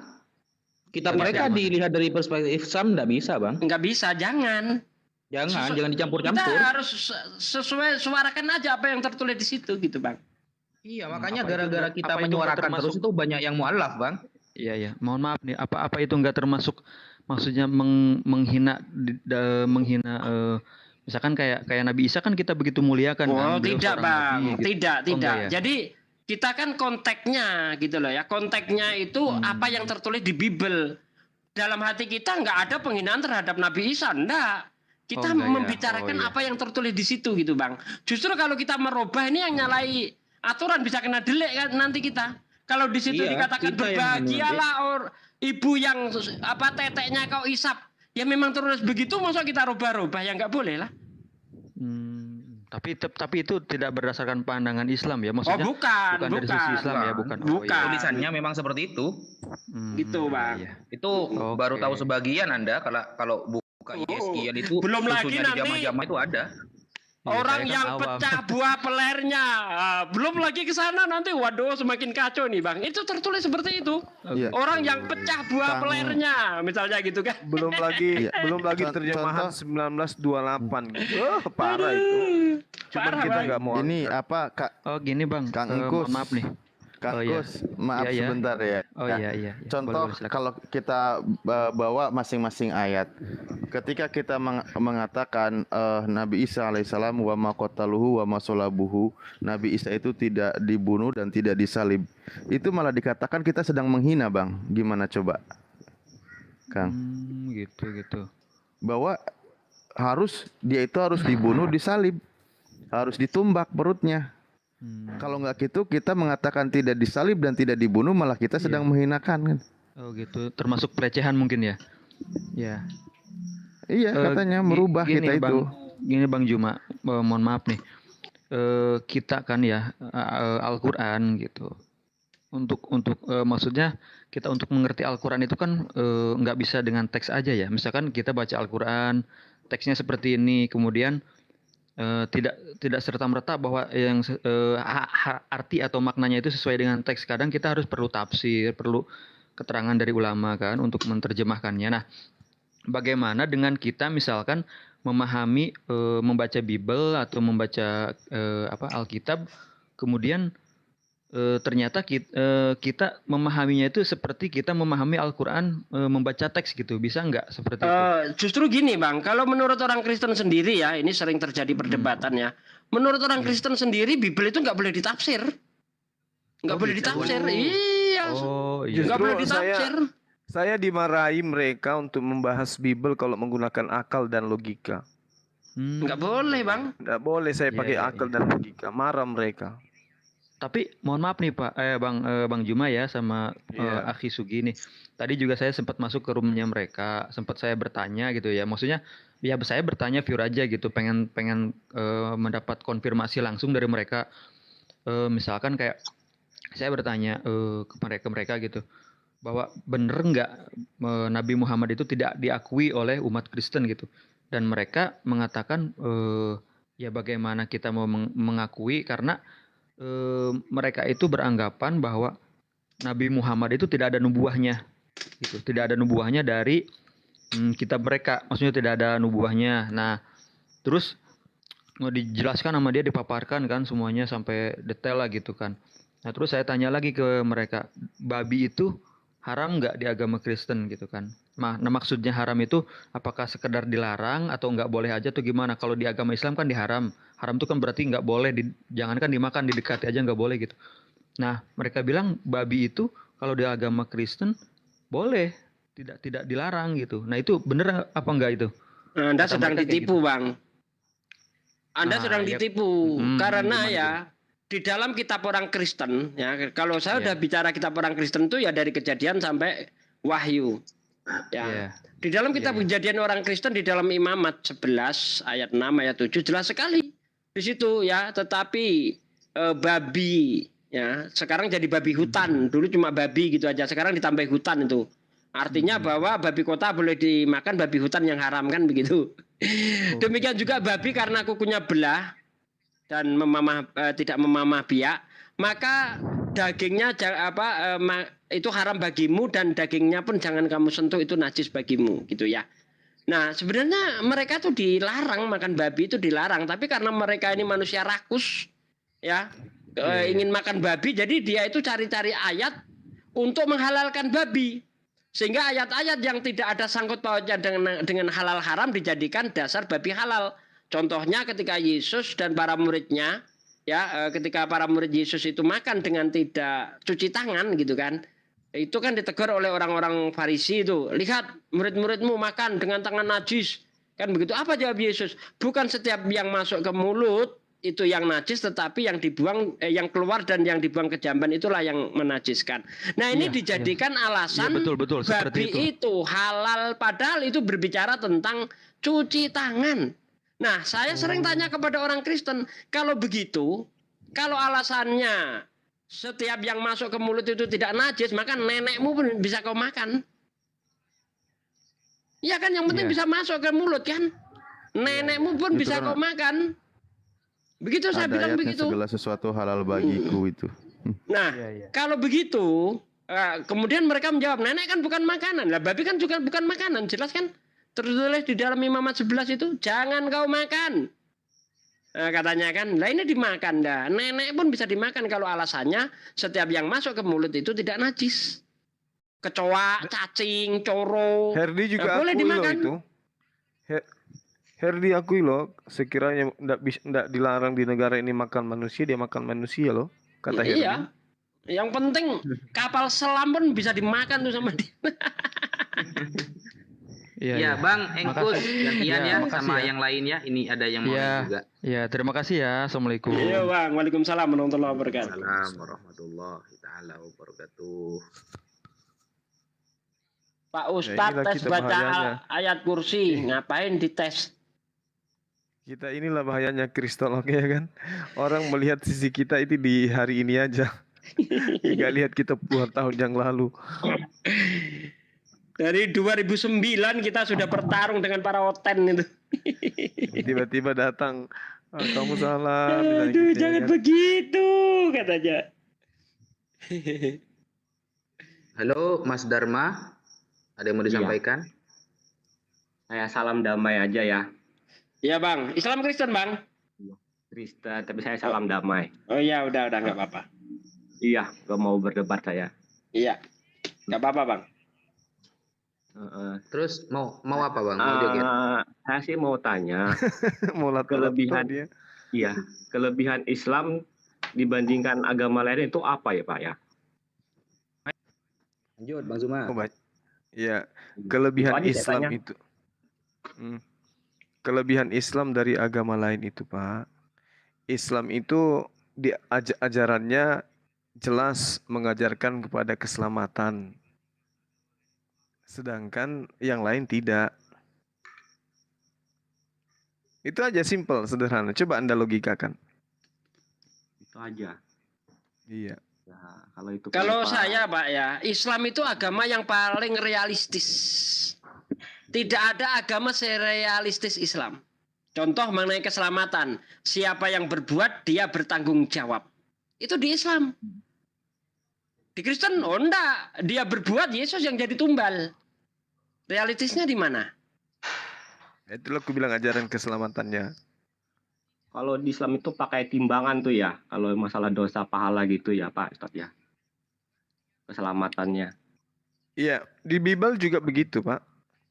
Oh gitu. Iya, manusia diupah berdasarkan perbuatan. Berarti ditimbang kan? Oh iya. Tapi saya nggak berani membantah lah. Saya cuma ini aja kasih komentar mengenai perdebatan yang tadi luar biasa lah. Saya sebagai orang Kristen juga kadang-kadang dengar orang yang saya katakan yang debat siapa sama Ki Ahmad sama yang sakit itu oknum aja Pak ya. Saya takutnya itu akan berdampak dari jemaah-jemaah Kristen yang lain gitu Pak. Iya, karena memang perkataannya mereka berlebihan, melebihi dari data yang ada kan gitu. Kalau kami berbicara Tuhannya teman-teman Kristen nenen kan ada ayatnya memang. Tapi kalau dikatakan baginda Rasulullah SAW melakukan pencabulan, ayatnya nggak ada, dalilnya nggak ada. Ya itu aja sih saya kasih ini. Luar biasa sih perdebatan yang tadi cukup panas. Saya lihat juga ya banyak yang emosi lah.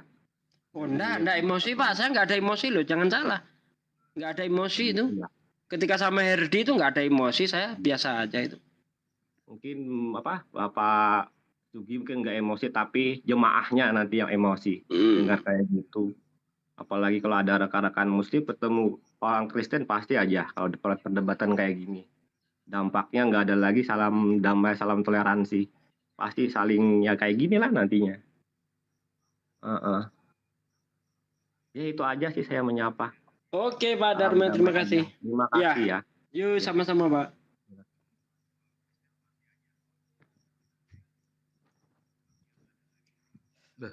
Ustaz Alwan ini tidur apa ada beliau ini? Entah, belum ada suaranya dari tadi ini. Assalamualaikum Ustaz Alwan.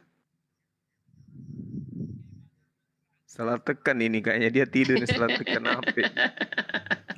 Nggak Aku sadar khawatirnya nyamar lagi.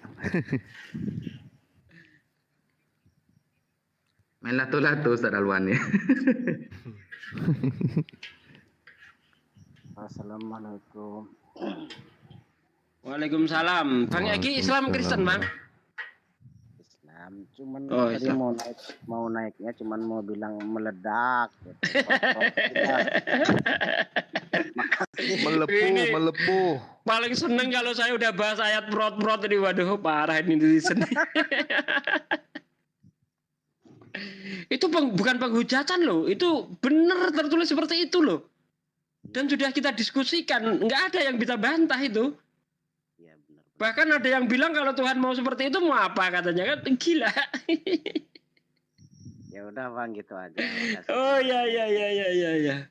Assalamualaikum. Coba bacain ayat prot-prot aja kata.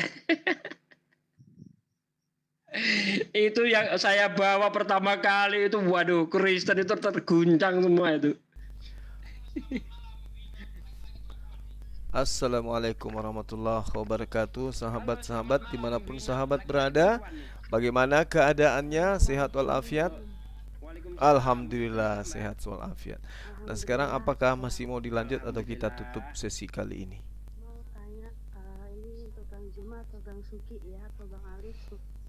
Kita tutup atau kita lanjut? Islam sama orang Kristen, apakah kalau orang Islam itu kan jaminannya Allahu surga, Akbar, ya kan? Masya Walaupun Allah. salah pasti nanti Oke. dimasukin di neraka dulu untuk Aduh, bingung saya, ada yang mengatakan lanjut, ada yang mengatakan kalau agama yang lain yang mana nih yang mana yang harus saya ikutin ini? Aku push aja ya tangan kiriku dengan kanannya. Oke, ambil jalan tengahnya, kita lanjut sedikit ya. Bahwa ketika orang masuk neraka itu ya selama-lamanya tidak ada lagi kesempatan untuk ke surga. Itu yang diajarkan Kristen. Dosa sekecil apapun ya itu menyebabkan orang masuk neraka. Anda nyuri permen dengan mencuri uang 1 miliar itu nggak ada bedanya di dalam Kristen, tetap dosa. Nah, celakanya Yesus ngomong begini di dalam Markus 9 ayat 49. Sesungguhnya aku berkata kepadamu bahwa setiap orang akan digarami dengan api. Nah, itu berbicara tentang neraka itu. Berarti semua orang Kristen ini nggak ada kesempatan masuk surga karena akan digarami dengan api neraka itu. Terus tanya lagi ya Bang Sugi, ini bukan Kristen aja, ini tuh semua agama, beda agama gitu loh ya kan. Kalau orangnya baik itu ya masuk surga ya pasti bisa masuk surga. Tapi kalau orangnya nggak baik, terus selain agama Islam semestinya gitu loh, itu sekali di neraka itu kekal selama-lamanya kayak gitu loh. Pernah dengar-dengar kan dulu. Terus kalau orang Islam sejajarnya orang Islam kalau masih ada setitik kebaikan atau mengat yang di atas gitu kan masih ada pengampunannya. Itu benar ya Bang Sugi ya atau Bang Juma? Iya. Ini Jadi gini Mbak. Ya maaf. Iya. Jadi gini ya, orang masuk neraka itu bukan karena dosa dia, tapi karena kafir. Ya, orang masuk neraka bukan karena dosa. Semua dosa akan diampuni oleh Allah SWT, kecuali dosa kafir. Salah satunya apa? Syirik, musyrik, menduakan Allah, itu tidak ada ampun. Di dalam Islam tidak ada ampun. Jadi orang masuk neraka bukan karena perbuatan dosa, bukan, tapi karena kafir terhadap Allah. Nah, kalau dia ya berdosa, itu masih ada pengampunan. Ya, makanya tadi Anda mengatakan walaupun masuk neraka, ya nanti ada kesempatan untuk masuk surga. Tapi kalau kafir, innalladzina kafaru min ahlil kitabi wal musyrikina fi naril jahannam khalidina fiha ulaika hum syarrul bariyah. Sesungguhnya orang-orang kafir dari ahli kitab dan orang-orang musyrik, dia akan mendekam di neraka selama-lamanya. Dan mereka termasuk seburuk-buruk makhluk. Ya, jadi jangan khawatir, walaupun punya dosa Allah ampuni. Apalagi ada syafaat dari Rasulullah SAW. Tidak semua orang berbuat baik lalu masuk surga, tidak bisa. Syaratnya harus beriman. Masuk surga itu syaratnya harus beriman. Di mana dalam Al-Asr sangat jelas, wal asri innal insana lafi husrin ila ladina amanu wa amilus solihati wa tawasaw bil haq wa tawasaw bis sabr.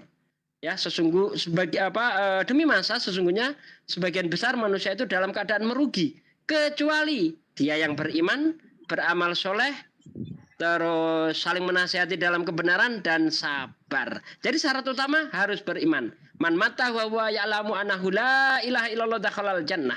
Barang siapa yang akan meninggal dunia yang mampu mengucapkan kalimat la ilaha illallah pasti masuk surga. Nah, begitu, Mbak. Iya, maaf. Makasih ya Bang Sugi, Bang Juma. Cuma itu aja yang aku tanyain, kurang Ya, lebihnya siapa saya tahu ingin minta dengar maaf. suaranya Bang Juma, silakan Bang Juma ditambahin. Saya kira udah cukup Aku kan pernah tanya kan ke beda agama tuh kan, aku nggak mau nyebutin yang gimana ya. Katanya emangnya kamu tahu wajahnya Nabi Muhammad, kayaknya gitu. Terus kita jawabnya gimana Bang? Untuk lebih jelasnya kalau ada yang nanyain kayak gitu. Karena Enggak, saya Ki Juma. masih belajar dan maksudnya saya belum terlalu baik, tapi saya masih mau belajar lebih baik itu aja. Moga Ki Juma. Ya, jadi kecenderungan manusia ya. Cobalah Iya. kita lihat kiri kanan kita itu ya. Ketika ada seseorang yang menurut mereka itu sakti, ya, memiliki kemampuan yang luar biasa, pasti orang itu akan dikuduskan. Memuja-muja. Iya, dipuja-puja orang-orang itu. Sampai sekarang loh, di dunia modern sudah kayak gini tuh masih ada yang kayak gitu-gitu. Kenapa Rasulullah Muhammad SAW itu tidak diperlihatkan wajahnya? Ya karena itu dia tidak ingin kemudian dirinya itu diperlakukan sama seperti agama lain memperlakukan tokoh-tokoh agama mereka. Coba lihat, ada patungnya dan seterusnya. Nah ini yang dihindari oleh Rasulullah Muhammad SAW. Ini juga adalah implementasi terhadap iman kita. Kita tidak pernah melihat, tapi kita meyakini dan beriman kepadanya. Kalau misalnya karena tidak ada gambarnya, karena tidak ada fotonya dan seterusnya sampai kita mengatakan jangan-jangan ini tidak pernah ada. Ya sama seperti kakek kita. Kakek daripada kakek kita. Apakah pernah kita lihat? Kan tidak pernah. Tapi apakah kita yakin itu pernah ada orang itu? Yes. Kita yakin. Nah itulah yang dikatakan iman. Nah coba tengok. Dengan tidak adanya wajah Rasulullah Muhammad SAW, apakah ada di antara mereka yang membenci beliau ini mampu kemudian melakukan hujatan terhadap wajah beliau? Misalnya membuat karikatur semisal wajah dia. Ya kan? Nah, sedangkan Rasulullah tidak diketahui wajahnya, masih juga ada pembenci-pembencinya yang selalu menghujat beliau. Apalagi kalau ada wajahnya. Dan ingat, umat Islam itu adalah umat yang sangat cinta terhadap Rasulnya. Tidak sama agama lain. Rasulnya itu tidak dianggap, ajarannya aja yang dianggap yang mengenakkan. Tapi mereka nggak cinta kepada Rasulnya.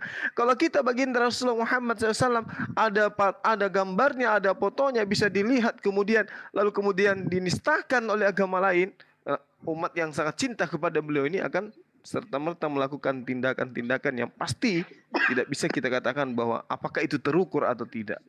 Kan itu. Kenapa? Karena umat Islam itu adalah umat yang sangat cinta terhadap Rasulullah. Umat yang sangat cinta kepada nabinya. Oleh karena itulah kemudian salah satu hikmah tidak dilukiskannya Rasulullah yaitu tadi. Seperti itu. Iya, paham. Karena kita kan nggak perlu melihat tapi kepercayaan dalam hati ya gitu ya kan Bang Zuma ya. Betul Nanti sekali. di sana itu Nabi Muhammad yang akan mencari kita dengan keimanan kita, dengan Benar keikhlasan sekali. kita, dengan kesabaran kita gitu. Iya. Pasti Nabi Muhammad pasti tahu gitu loh mana umat-umatnya yang selalu ingat gitu, yang nggak pernah menyekutukan, yang nggak pernah menduakan. Aku sedih kalau dengar Nabi Muhammad. Iya. Karena aku masih banyak Masya dosa. Aku belum baik. Insya Allah lah. Amin. Nggak tahu kalau Bayangkan aja Rasulullah kan. Rasulullah ketika ingin dicabut nyawanya, apa yang dia ingat? Umatnya. Umatku, ummati. Saking hebatnya kecintanya kepada kita. Tapi coba lihat, tengok Tuhannya yang lain. Ini sudah taraf level Tuhan. Tidak ada yang ingat jemaatnya. Tidak ada yang ingat umatnya. Malah dia ingat dirinya sendiri. Eli, lama sabaktani. Justru yang lain yang diingat. Jadi itu bedanya levelnya udah jauh sekali gitu loh. Karena kasih sayangnya Nabi Muhammad tuh mungkin Gitu ya bunyinya ya akhi ya, besar gitu Elinya ya ya. di batin. Iya. Oh, gitu. Alhamdulillah. Jadi ya saya kayak gimana, alhamdulillah bersyukur dilahirkan jadi orang Islam, walaupun ibaratnya saya hidupnya mungkin pas-pasan ibaratnya, ya alhamdulillah ini kan cuma di dunia. Masya Allah.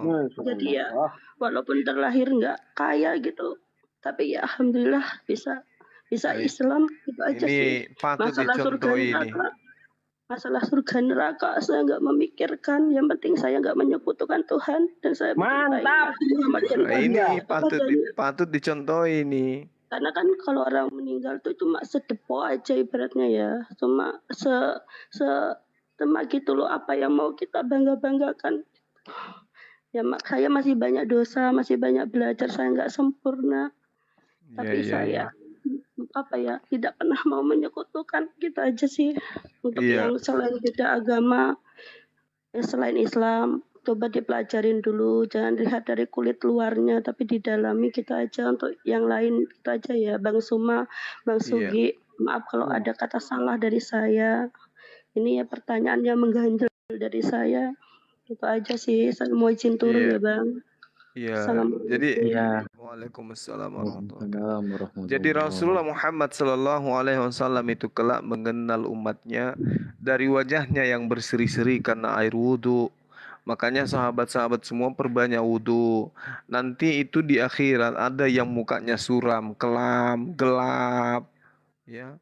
Dan umatnya Rasulullah Muhammad SAW itu akan berseri-seri oleh karena wudu, seperti berseri-serinya rembulan di malam hari. Seperti Masya wajahnya Allah. Adinda Yonatan Nandar, Akhi Zugi, kemudian Adinda Alif, aja itulah wajah-wajah yang akan dikenal oleh Rasul Muhammad sallallahu alaihi wasallam. Amin, amin.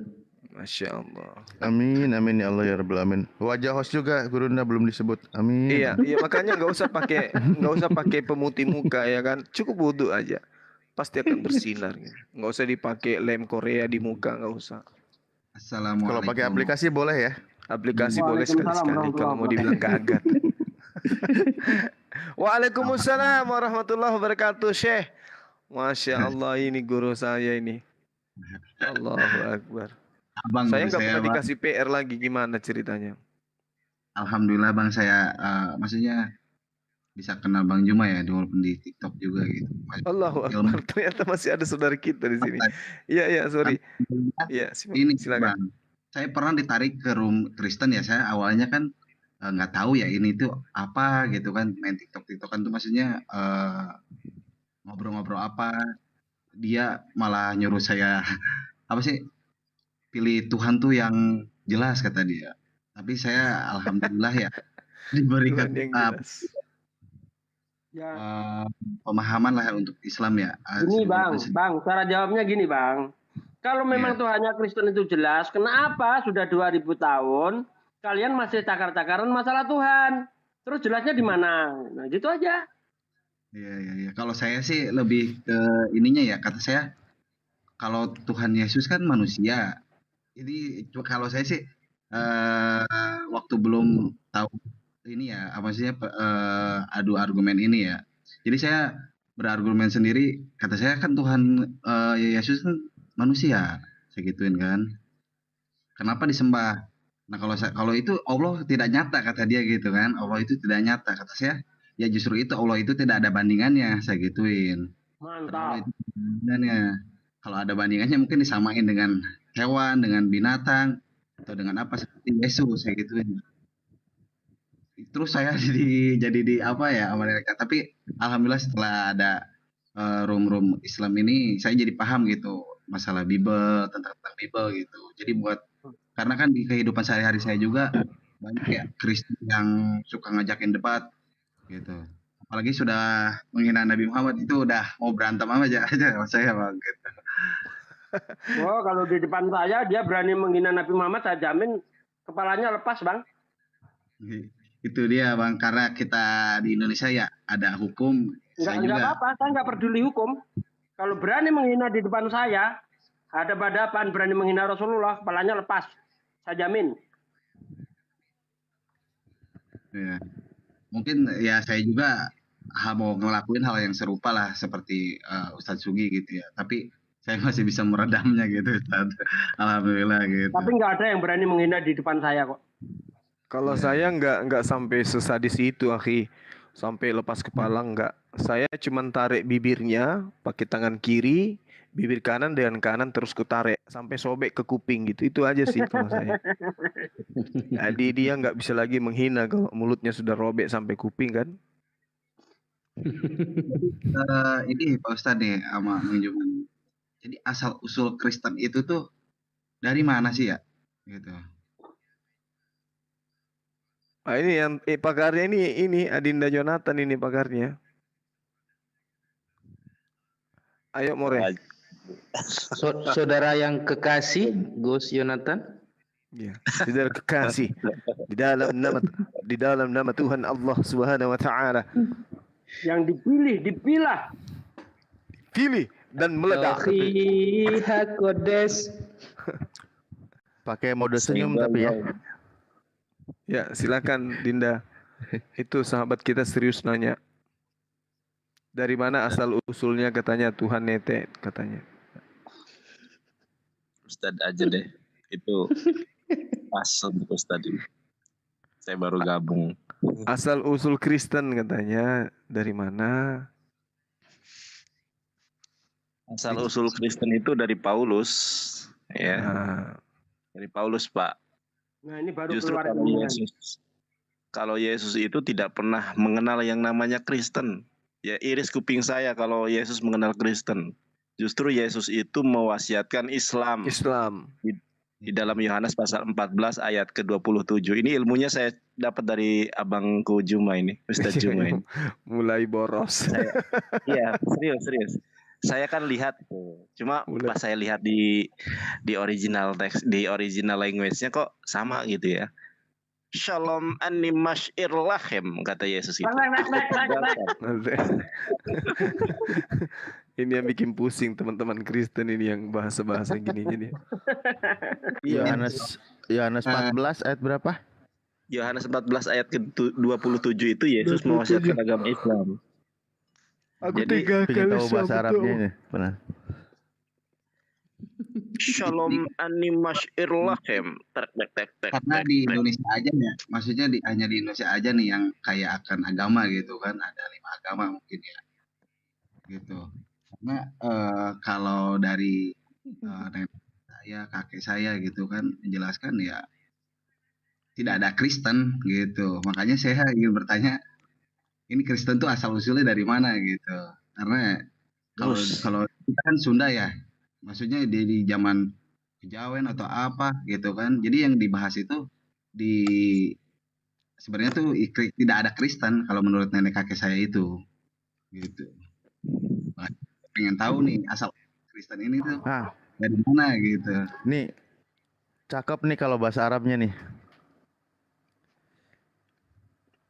Salaman utruku lakum. Kok utruku ya? Oh iya. Salami utikum. Kok nggak bisa digedein sih, kecil banget. Ayat berapa Laisa itu? kama yu'ti. Yohanes 14:27. 14:27. Salaman utruku lakum. Salami u'ti. Islam ku tinggalkan. Nah, makanya ini kayak utruku. Atruku berarti Ustaz, aku meninggalkan kan? Iya. Salaman atruku lakum, salaman keselamatan atau salam kedamaian, atruku aku meninggalkan lakum untuk kalian. Salami kedamaianku dariku, mu'tikum akan kuberikan kepada kalian. Laisa kama yu'til alam, mu'tikum ana. Berarti artinya kuberikan tidak seperti yang diberikan oleh dunia kepadamu. Laisa kama yu'til alam. Ini kok bahasa Arabnya kacau gitu ya, Pak? Saya dengarkan kok kacau gitu ya. Kacau emang kalau beda. Emang banyak yang kacau, tapi aku makanya kataku kecil bener, mungkin aku juga salah ini nih tak baca. Ustaz Ali, ini bukan kacau gitu ya. Ini bukan bahasa Arab fasih kayaknya Ustaz. Masa? Bukan kok, bukan. Iya. Bukan, aku berapa kali baca itu bukan. Iya. Ngaco. Nggak ada pelajaran nahunya. Itu Atruku ayatnya Makanya ini kayak Ini bahasanya kok Google ngaco banget Translate. ini ya? Itu kan dari bahasa Indonesia diarabkan. Nah, betul. Jadinya kayak gitu. bukan Bruna. Beda Eh, ini. Beda. Gimana? Ini saya sandingkan versi LAI dengan versi Arab itu nggak Jauh. cocok. Jauh. Kalau contoh di LAI dikatakan memberitakan Injil ya. Nah, di dalam bahasa Arab bukan Injil, yubsiron di situ. Iya, betul. Rasulullah justru yang disebut sebagai basiran itu, pembawa kabar gembira. Seharusnya kalau yang benar kan salaman wassalamu tadi ya, yang betul tadi ya. Dak salaman gini dulu, gak ada apa-apa langsung salaman ini. Atruku lakum. Taroka itu kan fiil Ustaz, kata kerja yang butuh pada maf'ul. Seharusnya tidak usah lam, jadi atrukukum gitu langsung. Kayak kata Rasulullah itu inni taroktu fikum atau atruku fikum gitu. Nah, itu dia. Intinya Yesus itu nggak pernah kenal Kristen. Yesus itu mewasiatkan Islam. Karena kalau dilihat dari bahasa itu sangat jelas. Shalom ani masyir lahem. Etslomi ani noten lahem. Itu sangat jelas, Pak. Nggak bisa itu. Nggak bisa dibantah itu. Sebelum Nabi Muhammad bertemu dengan kekasihnya itu kan surat Al-Maidah. Al-yauma akmaltu lakum dinakum wa atmamtu alaikum ni'mati wa raditu lakumul Islam madina. Sama, Yesus juga sebelum diangkat ke langit kedua, dia mewasiatkan Islam. Tidak ada Shalom Hanoshrim ani masyir lahem. Kutinggalkan Kristen bagi kamu, nggak ada. Atau Yehudim masyir ani lahem. Kutinggalkan Yahudi untuk kamu, nggak ada. Yesus mengatakan Shalom ani masyir lahem. Kutinggalkan Islam, kutinggalkan damai sejahtera, kutinggalkan keselamatan. Nah, definisi Islam itu kan damai. Definisi Islam itu kan kesejahteraan. Makanya orang Kristen tidak memahami ini karena melihat terjemahan damai sejahtera. Mereka nggak tahu bahwa definisi Islam itu secara etimologi. Oke, sahabat-sahabat. Saya rasa sudah kita cukupkan sampai di sini ya. Poinnya kita sudah dapatkan. Ya toh. Ini di sini sudah pukul 2:40. Oke. Kita cukupkan sampai di sini. Mungkin teman-teman yang masih mau nyimak bisa ke channelnya Dinda Wafi, Ustaz Wafi.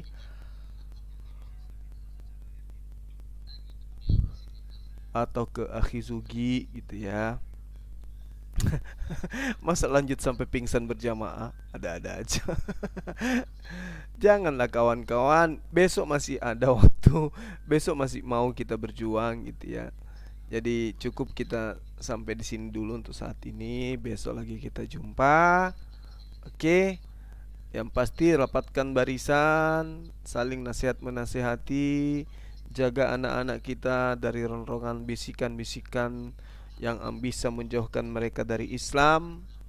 Kalau dalam sehari ini kebersamaan kita, kehadiran saya di tengah-tengah antum ada kata-kata atau kalimat yang tidak asik didengarkan atau tidak pantas saya ucapkan, mohon maaf sebesar-besarnya gitu ya. Karena saya juga manusia biasa, tidak luput dari kesalahan dan kekhilafan. Manusia biasa yang tidak bisa kemudian disetarakan dengan orang yang tidak akan pernah mengalami kesalahan. Itu jauh dari kesempurnaan saya ini. Oke. Nah, terus ada yang bertanya ini, kayaknya di luar dari konteks materi. Apakah Bang Suma sudah menemukan? Kayaknya masih berat untuk itu, sahabat-sahabat. Masih susah bagi saya untuk menentukan.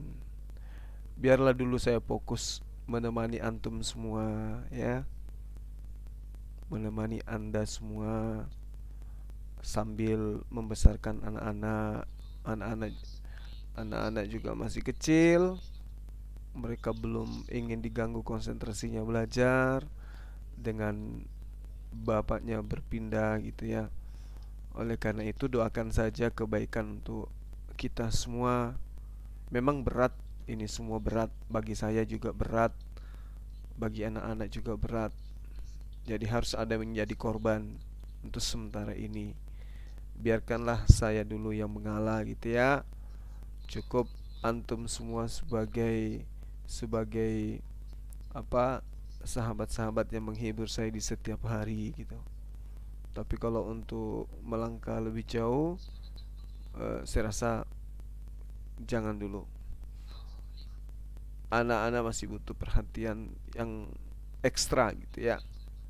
Mereka masih menginginkan abahnya ini milik mereka tanpa berbagi.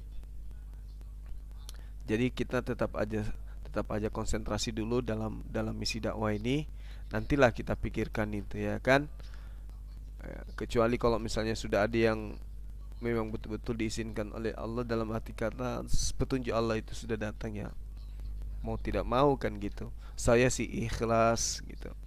Oke sahabat-sahabat sekalian, terima kasih banyak atas kebersamaan kita. Insya Allah besok lagi kita akan jumpa kembali. Sekali lagi saya mohon maaf ketika ada kata-kata yang kurang berkenan, dan terima kasih atas perhatiannya. Mohon maaf atas segala kekurangan. Subhanakallahumma bihamdi asyhadu an la ilaha illa anta astaghfiruka wa atubu ilaik. Salam tauhid, salam satu Tuhan, Allahu akbar. Assalamualaikum warahmatullahi wabarakatuh.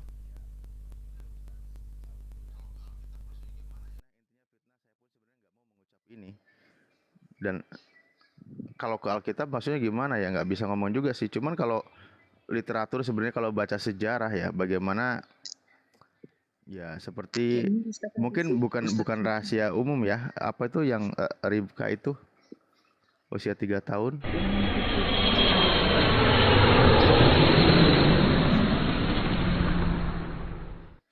Maaf, gimana maksudnya?